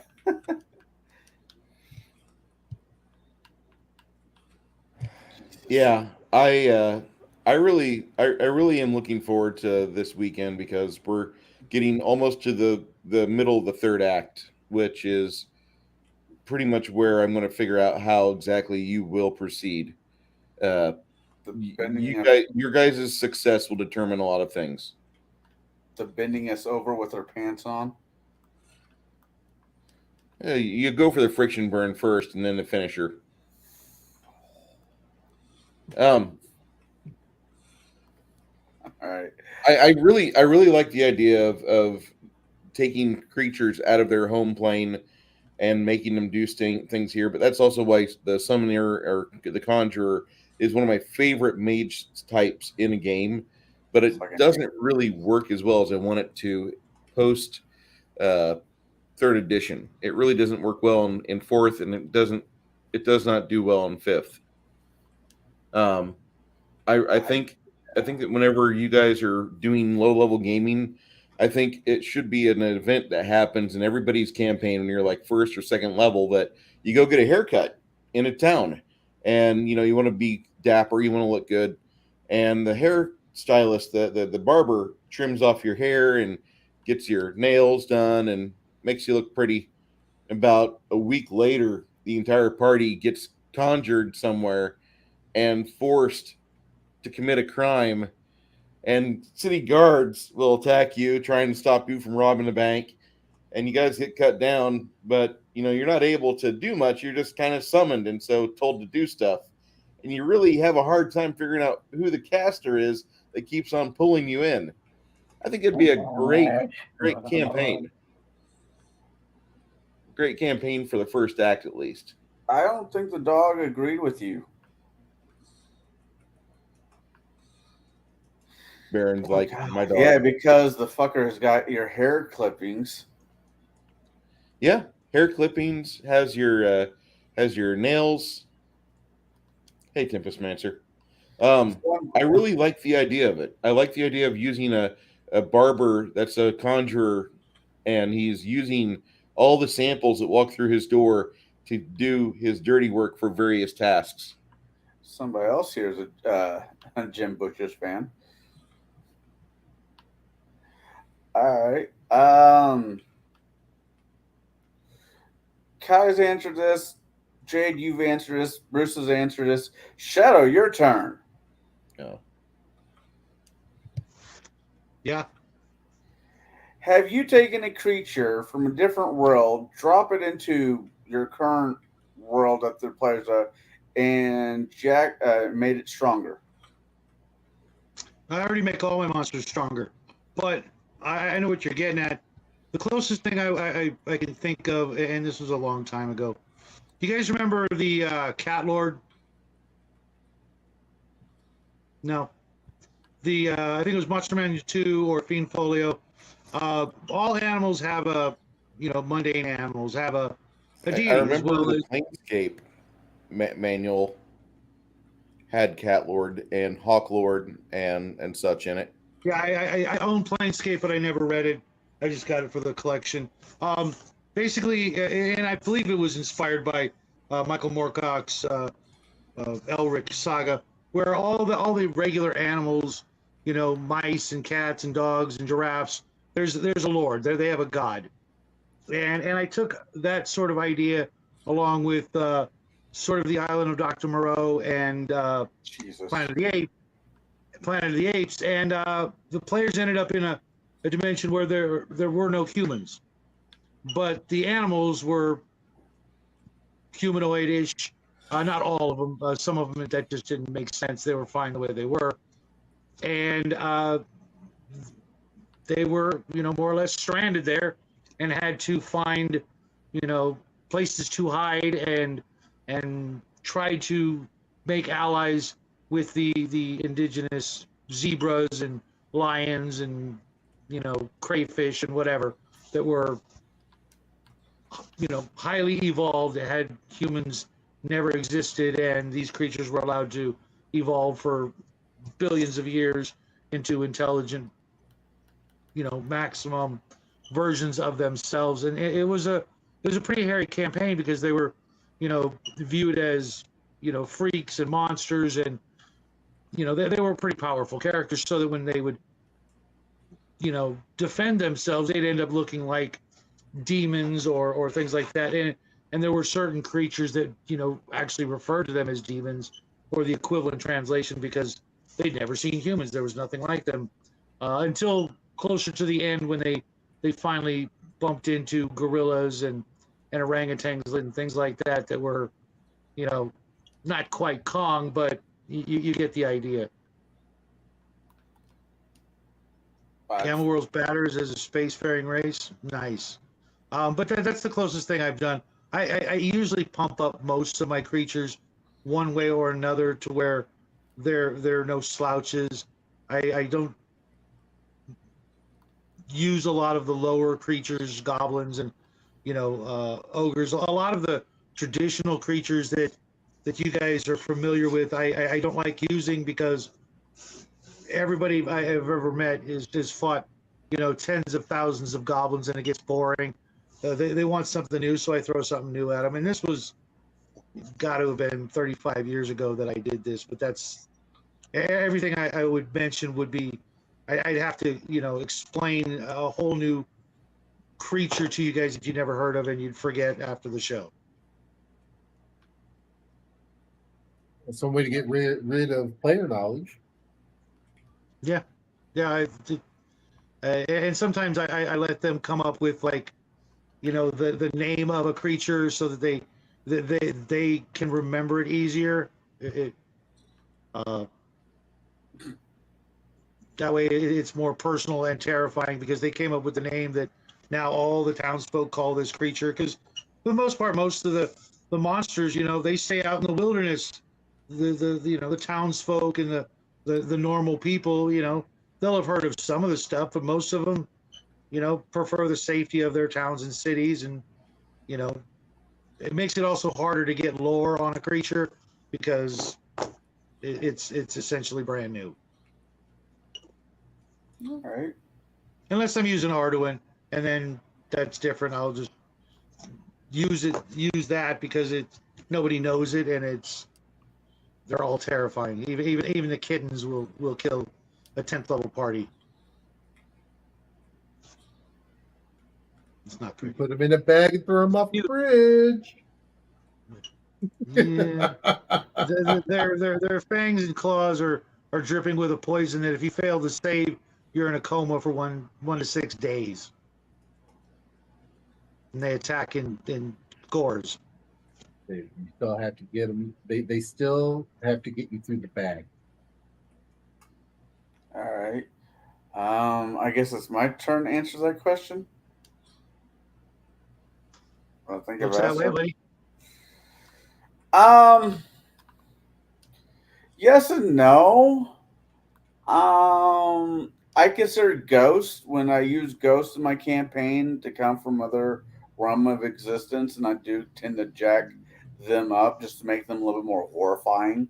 Because if somebody says, "Oh, look, it's a ghost," then I'm doing it wrong. I want to hear, "Oh shit." It's a will-o-wisp. Fuck. It's a whatever. Fuck. I want to make it of that feeling. But I normally I like what Jade said, using the gobos if they're actually from the Fey realm and not just from the mortal plane, but they still have the way to bounce back and forth. I think that's a great idea. So is the animal lords. That's actually a really cool one. I have to remember that one. And it's got so many movies that you can steal from. And everybody knows what a gorilla is or a giraffe. But if you suddenly take a giraffe and you make it as beefy and nasty as possible, they might not even realize it's a giraffe. You give them hands, they walk upright, they got these long ass necks, and they're, armed with, net guns and repeating crossbows. And unicorn horns. Actually, a question. How do you introduce this new realm on your players? Is it the whole Willy Wonka come with me? Or is it, oh fuck, we woke up somewhere we weren't last night? I'll start with you, Baron.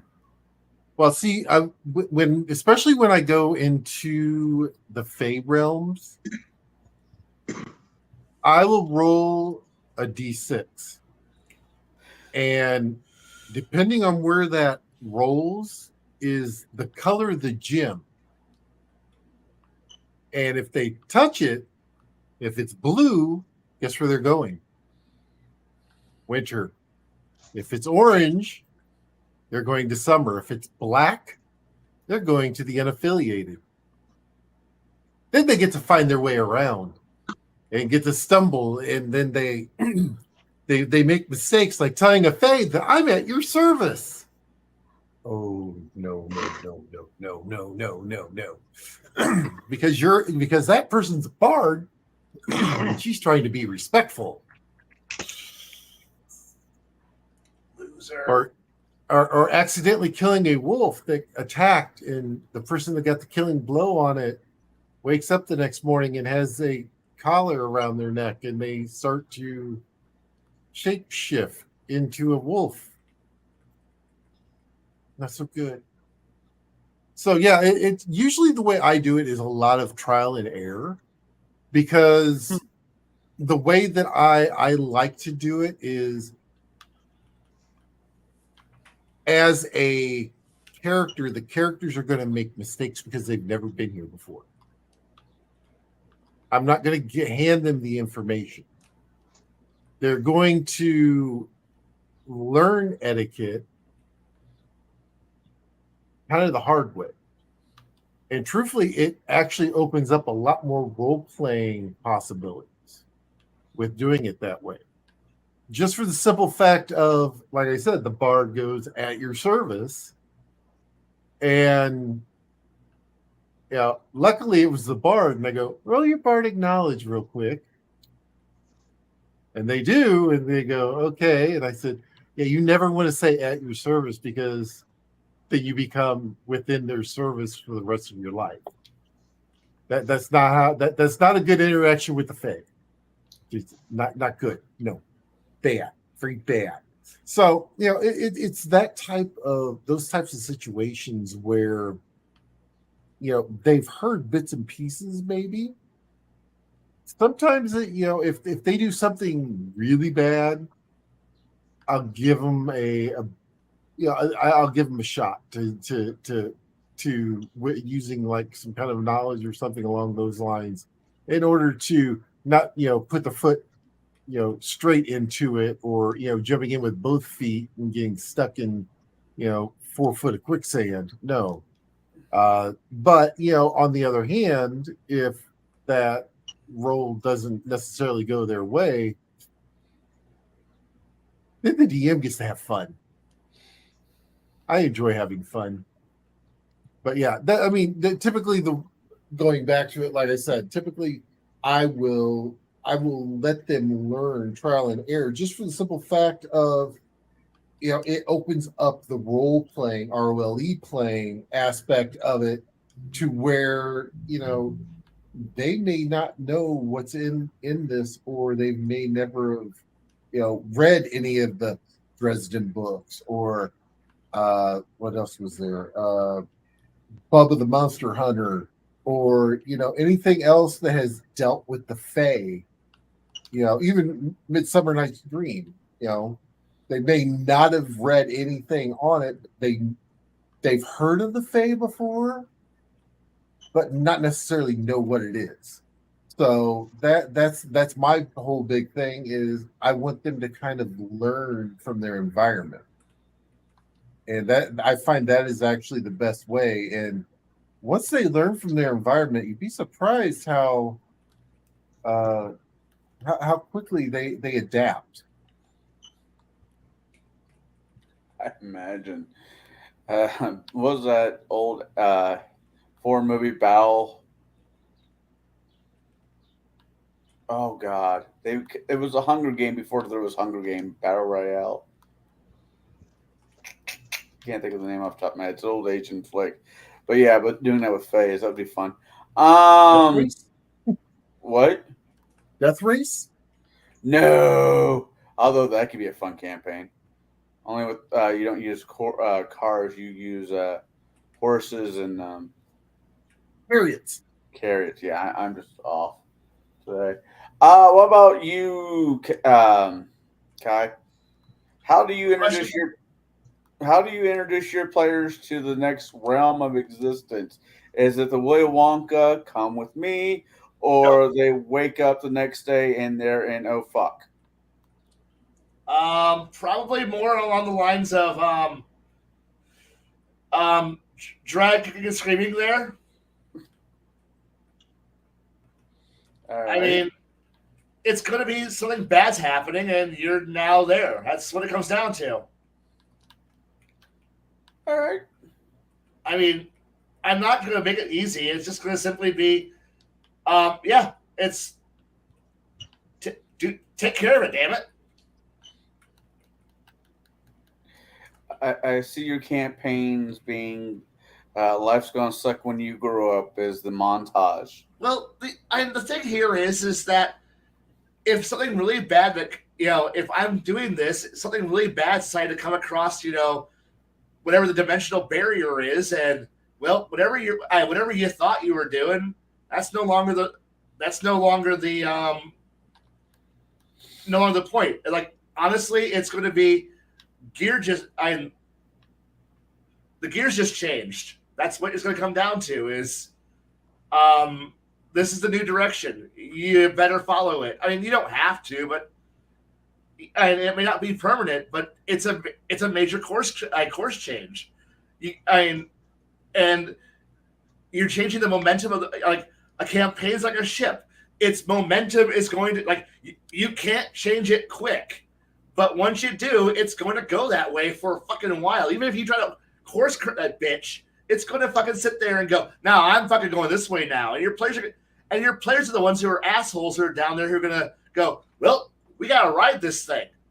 So yeah, when I hit them with it, it's going to be simply, and you thought you were happy, and then the Fire Nation attacked. Oh fuck! That's what's going to happen. That's literally the meme you're about to happen is, or there you are in the middle of your campaign, and a bright light in the sky as the great mile-long spaceship crashes through and evaporates half of an island, and now that's the plot and that's the campaign change. All of these are simply you're having a nice bad day, and then a black car shows up, and two guys in sunglasses come out and say, "Get in the car, sir." What you requested, and your life is now different, and that's literally how you're gonna fucking do this. I mean, I hate this. Unless, of course, your players are the creative ones who are going, you know what? I have infinite power. I'm going to start probing the secrets of the universe, and then suddenly, using an old garage remote, a potentiometer, and some batteries, open a dimensional portal. That's on them now. Congratulations for playing Sliders. Yeah, I was about to say, is there a professor? Oh yeah, I know. Sorry. An idiot. Let's see. An idiot inventor, an arcanist / mad scientist, Spark. The one player who goes, "Please don't do this." The plucky person who goes, "I'm here because I'm here," and then the one player goes, "I didn't even sign up for this shit. I signed up to play some fucking D&D, and now we're in where? Fuck this." And yeah, there you go. And there's your average response to every time the players start doing dimensional hopping. The GM has gotten the wizard has gotten plane shift, and now the campaign is off the rails, and you'll never get it back. Yeah, I'm like, this is the kind of shit we do. What kind of shit you gotta be prepared for?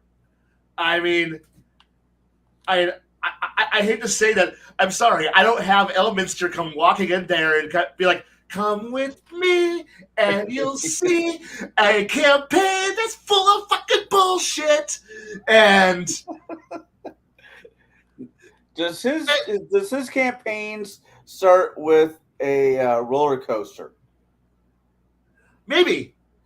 But I was like, I'm sorry. I don't have that in me to be able to go, everything's happy. I hunky-dory, happy-go-lucky. No, you're just miserable. I mean, like, if I'm doing dimension hopping, it's just going to be misery from that point forward. Am I going to enjoy it? Yes. Is everybody else going to enjoy it? Possibly. But unless you're creative, you're not. I'm just going to be like, congratulations, you've saved yet another world / dimension / plane of existence. And I hope to God someone's more creative than that. Because I've seen what creativity in these kind of games can do, and they're fucking amazing. But no, I don't just walk up there and be like, "This is such a wonderful world. You're going to enjoy dimension hopping."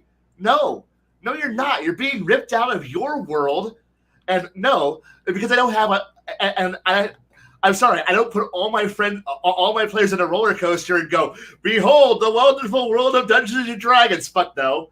Nor do I have you going, and you're all having a nice day. Then Truck Coon hits all of you at once, and now you woke up somewhere else. No, it's simply no. It's going to be it's a jarring experience. It's going to be miserable, and you're going to probably want to go home before it's over, or you might just embrace, our home world sucked. It's dirty, it's smelly, it's miserable, and this world's awesome. Fuck our own world. But there's plots there. Fuck our own world. This world's got VR porn and hover cars.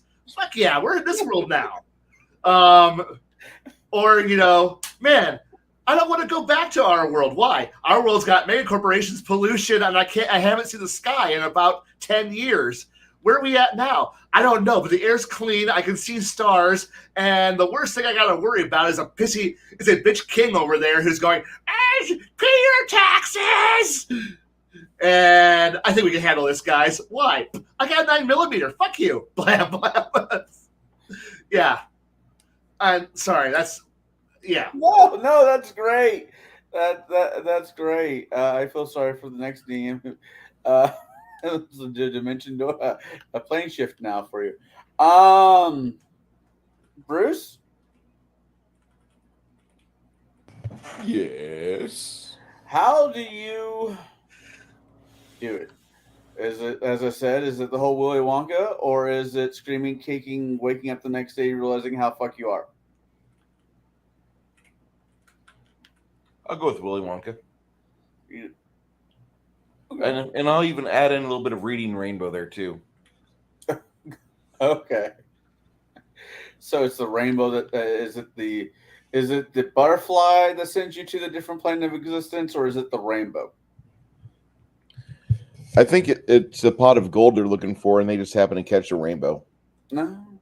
That's a lie. They go into the rainbow and they find a blue dragon that takes all their stuff. No. That never happens. Give all other stuff up. See, they I was die. picturing Rainbow Bright. They walk in. Rainbow Bright, yes, it was a cartoon back in the late 80s. Shadow, you're either muted or you're just not talking into the mic. I thought he was on the phone. No, he's looking at me and he was saying, Rainbow Bright?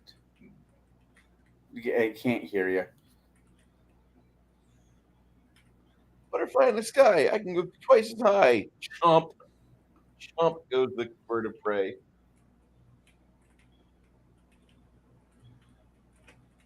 Yeah, for what was your question originally there, Connell? Oh, he's talking. My question was, how do you do realm jumping in your campaign? As in a sense, is it thrust upon the players, or is it something that they kind of? The players are at that level that a lot of DMs don't like to play, which is mid-level and higher. Yeah. You have the opportunity to go teleport whenever they want to. Not exactly something I prefer, but that's just kind of what I got to deal with. Well, teleporting from one area of the map to the other side of the map is completely different from saying, hey, fuck this realm of existence. We're going to somewhere else. And if you wish to do that, you can. I mean, you're just going to lose out on whatever there was in store for you where you were at. Yeah. I don't know. I just think the two are incredibly different. One is, okay, you drag the storyline a little bit further down the road. The other one's like, well, you just took my storyline, threw it into a blender, and let's see what we have now. But okay. Mike, Jade.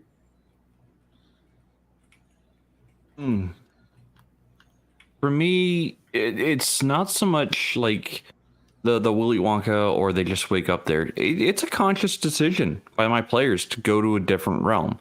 I never force them. If the story takes place in a different realm, or all the clues point to that realm, they don't have to go there. They can choose not to.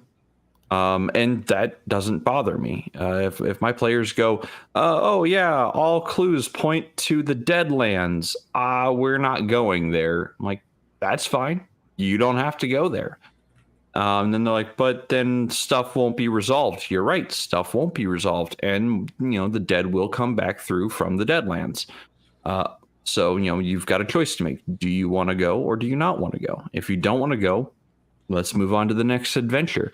And this place will eventually, get back to the same state it was in the first time you were here. Yeah, yeah, and a lot of people might say that, well, that's strong arming the players. I'm like, well, it's not really. They have the choice. They don't have to go. I'm not going to force them. But there are consequences to actions. If you choose not to do something, and through that inaction, a bad consequence arises, well, that's a consequence of inaction. So for me, the players always have the ultimate choice of whether they're going or not. The only times that my players have not had a choice has been they went to sleep and they woke up in the god they serve's realm. The god wakes them in their dream, so they're actually not in the god's realm. They're actually in their own dream realm. The god's like, hey, by the way, here's things that are going on that you need to be aware of, and the gods will set them on a path. Especially for the more devout type. There are instances where players were tasked with going into Baphomet's lair and having to free souls or free one particular soul, and in hopes of defeating Baphomet, go there to, try to push his teeth in. It didn't go well for some. It went better for others. But that was the task that was handed to them. They were basically told by a goddess, like, here is the scenario. The demon lord has already been killed once outside his own realm. If you manage to kill him again, it's permanent. His realm can't regenerate him that soon. So the players were like, oh, that makes perfect sense. Yes, let's go push in the teeth of a demon lord. Again, it went... The players succeeded. It was a near thing on several points. So, yeah, I remember losing my head once or twice over the whole ordeal. Yeah. Baylors with nat 20s are a thing, and my dice were rolling very hot that day. Too bad you can't do it when you're a PC, huh? Right. I don't understand. I was just in a game this past weekend on Saturday, and I cannot roll above a 10. For God's sake. I can't even roll a 10. I only roll like 1 through 5, sometimes 7. It was awful. God, I hate my dice some days. I'm sure you're. Well, you gotta find that. You gotta find that game that requires low die rolls. I've invited him to a few. And I like Dark Heresy. And if it turns out that you can only roll high, then you need to go see a priest and have yourself, blessed or exercised or something. I played that Starfleet, the Starfleet game. Starfleet Command. I'm just not into it. Like I've looked over the rules. I'm just not into it. No, I'm just saying. I'm very much into Warhammer 40k, especially Dark Heresy. There's even a rule for the local table that was named after my character called the Thaddeus rule, because I just kept exploding 10s on a monster damage. I'm in a Warhammer fantasy game Fridays. I'm pretty sure I can get you into. Fridays are a problem, so. Yeah, it's just life likes to kick him in the nuts. Every time he says life keeps kicking me in balls, I see that image from the abridged Dragon Ball. Abridged Dragon Ball Z. Yeah. Why does he keep kicking me in the nuts? Yeah. Why does he keep kicking me in the D? You could always do what Bruce Not did so with funny his now, dice. Yeah, Bruce used to take his right outside and throw them across 150. Yeah. I haven't seen I throw mine in the freezer. But I have seen him in the game room where I'm sitting next to, I think, Will at the time, and me and him were talking about something. And I think Bruce was just trying to get some practice rolls in. And next thing I know, I have a D20 whizzing over my damn head. Or he walks out the back door and chucks it into the road. Oh man, I miss the game room. So do I. I gotta say, we probably want to wrap this up. Yeah. Because we're in the 940 region, and I love Kai enough to shut it down and let him sleep. Sleep. We're coming to Brooklyn. I'm now a dispatcher. I no longer drive. I heard the rest of the rest of the week of them. Wait. He heard cats. No, I just had to mention. It's like he's at his desk. He's got his radio set up. Breaker, da da da da da. Kai snatches it up. Da da da da da da da da. Slams it back down. Why, God? Why? You're not too far off of the truth. Most of the time, it's I'm having a nice day. My phone rings. Hi, what's the problem? Oh, I need this. No problem. And then I'll get, hey, this one driver. Which driver? You know which one. Fuck. He put up again. Fuck. Can you fix it? Fuck. Yeah, I'll fix it. And then call him up and go, turn the fuck around and fix it. Okay.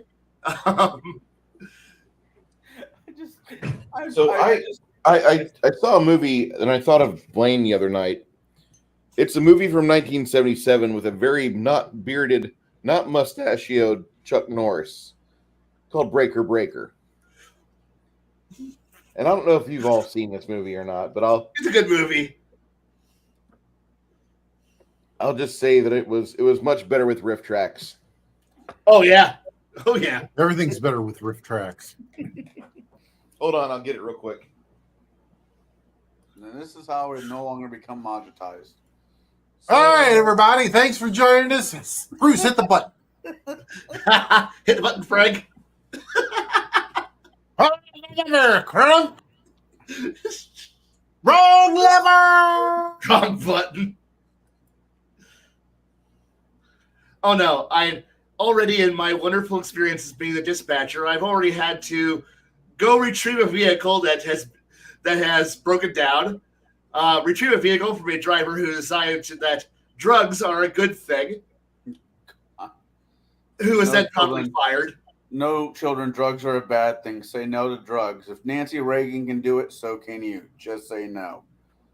Yeah, a $5,000 dress telling you to avoid the evils of self-love and self-gratification. Sure. Yeah. I love Nancy, don't get me wrong, but like that was probably not the message to send. But yeah, and so many other weird things that end up being a 10-hour shift every single day of listening to people, getting assholes out the door, making sure that they fucking know how to read a fucking manifest. Just read it. I printed it. It's just check items, check, manifest. Just do it. Just go. And if you like Kai at this current level, then I do encourage you to swing by my channel on Saturday of next week when I'm not hosting a game.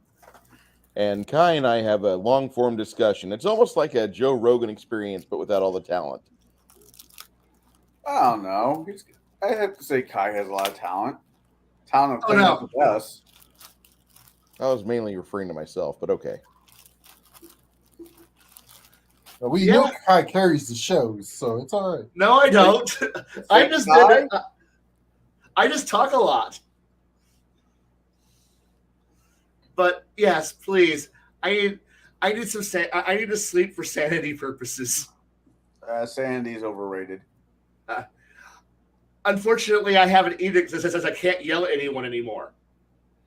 So, I know. They made that a thing? They told me I can't yell at anyone anymore. Oh, that's bad. Because the last time I yelled at someone, last time I was angry, I broke two pallets and kicked a 55-gallon drum down the street because I was tipped off at somebody. Here I am, because you jackasses, kicking something down the street. I can't lay a finger on people.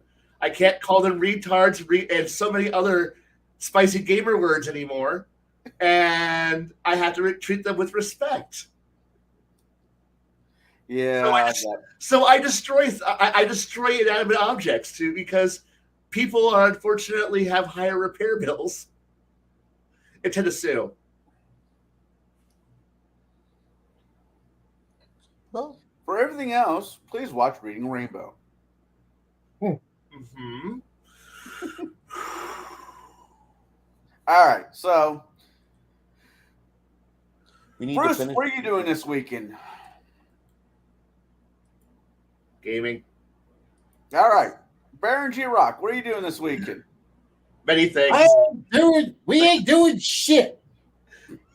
All right, Shadow, what are you doing this weekend? Many A things. whole bunch of things I'm not talking about on this show, but I will be doing a shadow Wow. chat. Yeah. Excuse the mongrel in the background. I will be doing a shadow chat. The topic this week will be AIs and transferred consciousness. Come on in and check it out if you're interested in that sort of thing. It was actually suggested by DM James. Hopefully he'll be making an appearance as well. And the usual cast of miscreants and misfits. As for next week, all up in the air. I have no idea. I will be reviewing a movie with Connell this Sunday called Ran. That's about all I know about it. But, come check that out if you're also inclined to hang out with a bunch of miscreants and malcontents. I know Jack's not going to be there to class it up. Seriously. Jade, what are you doing this weekend? This weekend, I'm going to be going out to a local game shop, and there's actually a Facebook group for board games here in Peoria, and there is going to be a local group gathering there playing board games at one of my local game shops. So that's what I'm going to be doing this weekend. But as far as content-wise, I am working on the next Gatekeepers episode. And it's going to be mostly about homebrewing your setting by adding parts of other settings into the setting you're already playing. That could be a lot of fun. It sounds like a precursor to this conversation. Which realm do you steal shit from? Yes. All right. Yes, the answer is just yes. Which game engine? Just which game engine? Right. Right. Okay. Saturday, well, Friday, I will not be doing anything because I will be playing at a local table, Warhammer Fantasy, where I shoot the non-existent rat folk that people all know that they're, but no one wants to talk about. Saturday, I will be hanging out with that guy and 4, 5, 6 other, people, and hopefully one Scott, because it'd be nice to hear his Scottish brogue at least once a month, as we're taking on fire giants and whatever shenanigans gets thrown down the road at us. While we're doing that, I will be smoking this huge ass cigar and reviewing it, because this cigar is roughly about a 4-hour cigar, and it's not a gentle cigar. It's the one that goes roughly into the night cigars. So It is about that big, and it's huge. I got Hold it up free. next to a dollar bill for reference. Right. Bring out the banana. It's a banana. It was given to me as free to review by a local cigar shop who watches my show for one reason or the other, and he wanted me to review the cigar. It is from Asylum Cigars. This started off being a joke, hence the April Fools at the bottom, because they're like Pepsi in the sense, oh yeah, we're coming out with this cigar that's X by X, but they never do it. Unlike Pepsi, no, mister, you're not going to get your fire jet. I don't care how many Pepsi points you bring in. The answer is no. And there's a lawsuit. Anyway, but unlike Pepsi, they decided to go with it. And so I will be smoking a big-ass cigar and either dying in campaign or dying in real life because of, well, the thing is going to. I mean, the box says April Fools on the inside. I'm expecting an exploding cigar. That would be so That fucking would be awesome. hilarious. That would be great.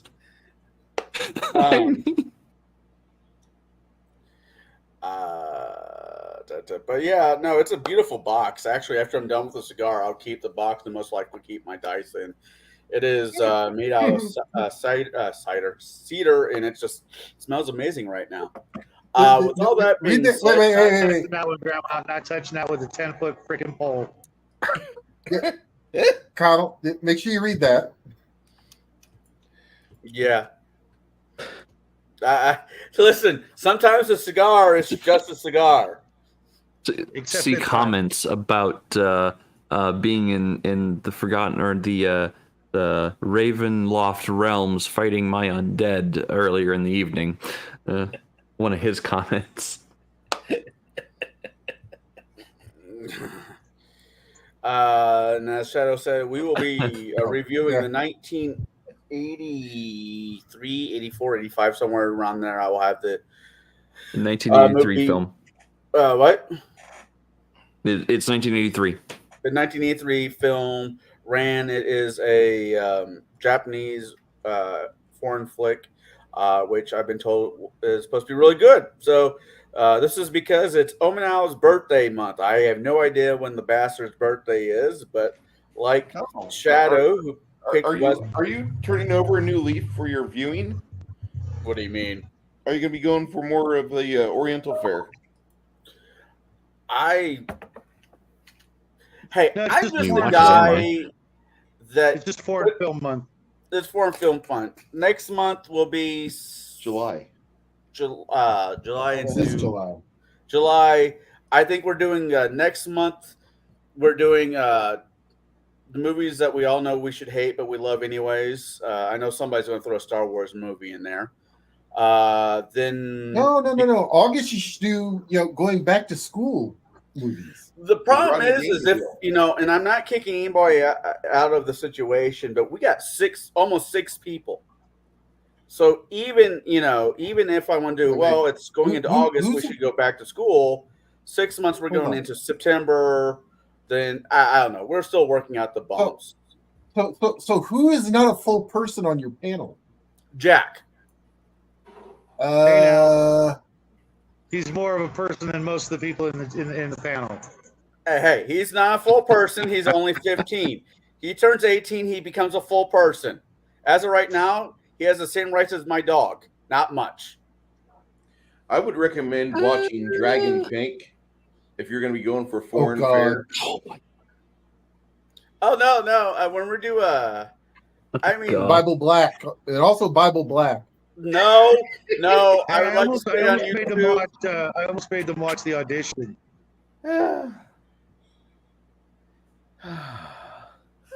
So, Reading Rainbow, drugs are bad. What the fuck is wrong with these people? Kai, I'm glad that you're in a position.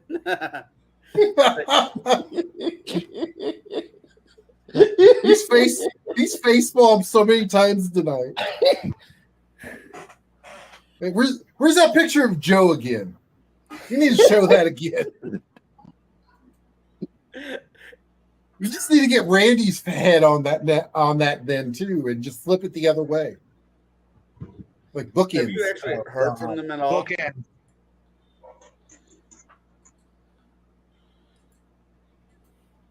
You guys saw it here first. I got the message, and I immediately thought it would be suitable for streaming.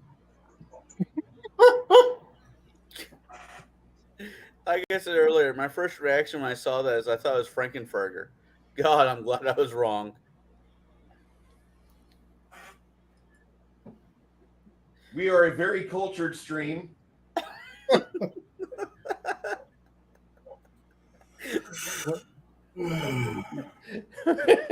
Poor Dave.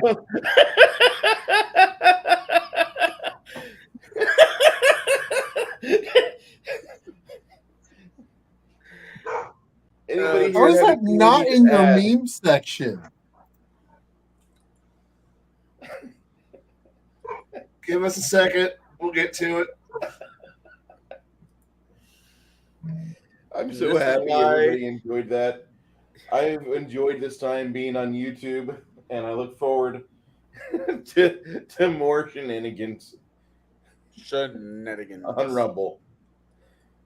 All right. Also, for those of you that are watching that are in Bruce's Discord, we do now have a suggestion box for topics. So if you decide, something tickles your fancy, you can throw it in there, and we can see if we can get it worked into the rotation. Or just gather them up, all up, and read them, and do what every good factory does: burn them. I want to say thank you to everybody that was here. Shadow, I hope everything goes well for you on your new endeavor. And Thanks, man. You get this Traveler book published. For those in the Traveler chat, book? I thought you were working on Traveler book. No. Okay. It is a game book, but that's about all I can say. That's awesome. I have stopped production on my book for the moment. I haven't written on it in 4 days, so I need to get back on it. Maybe tonight I'll throw a few paragraphs in it. Before we leave, do I need do once around anybody that we didn't talk about things already we need to address? It's all good, man. Have a good night, everybody. Yeah, I think it is time. Everybody, appreciate you all being here. We look forward to seeing you again. Oh God! Ah! I'm blind. I'm blind.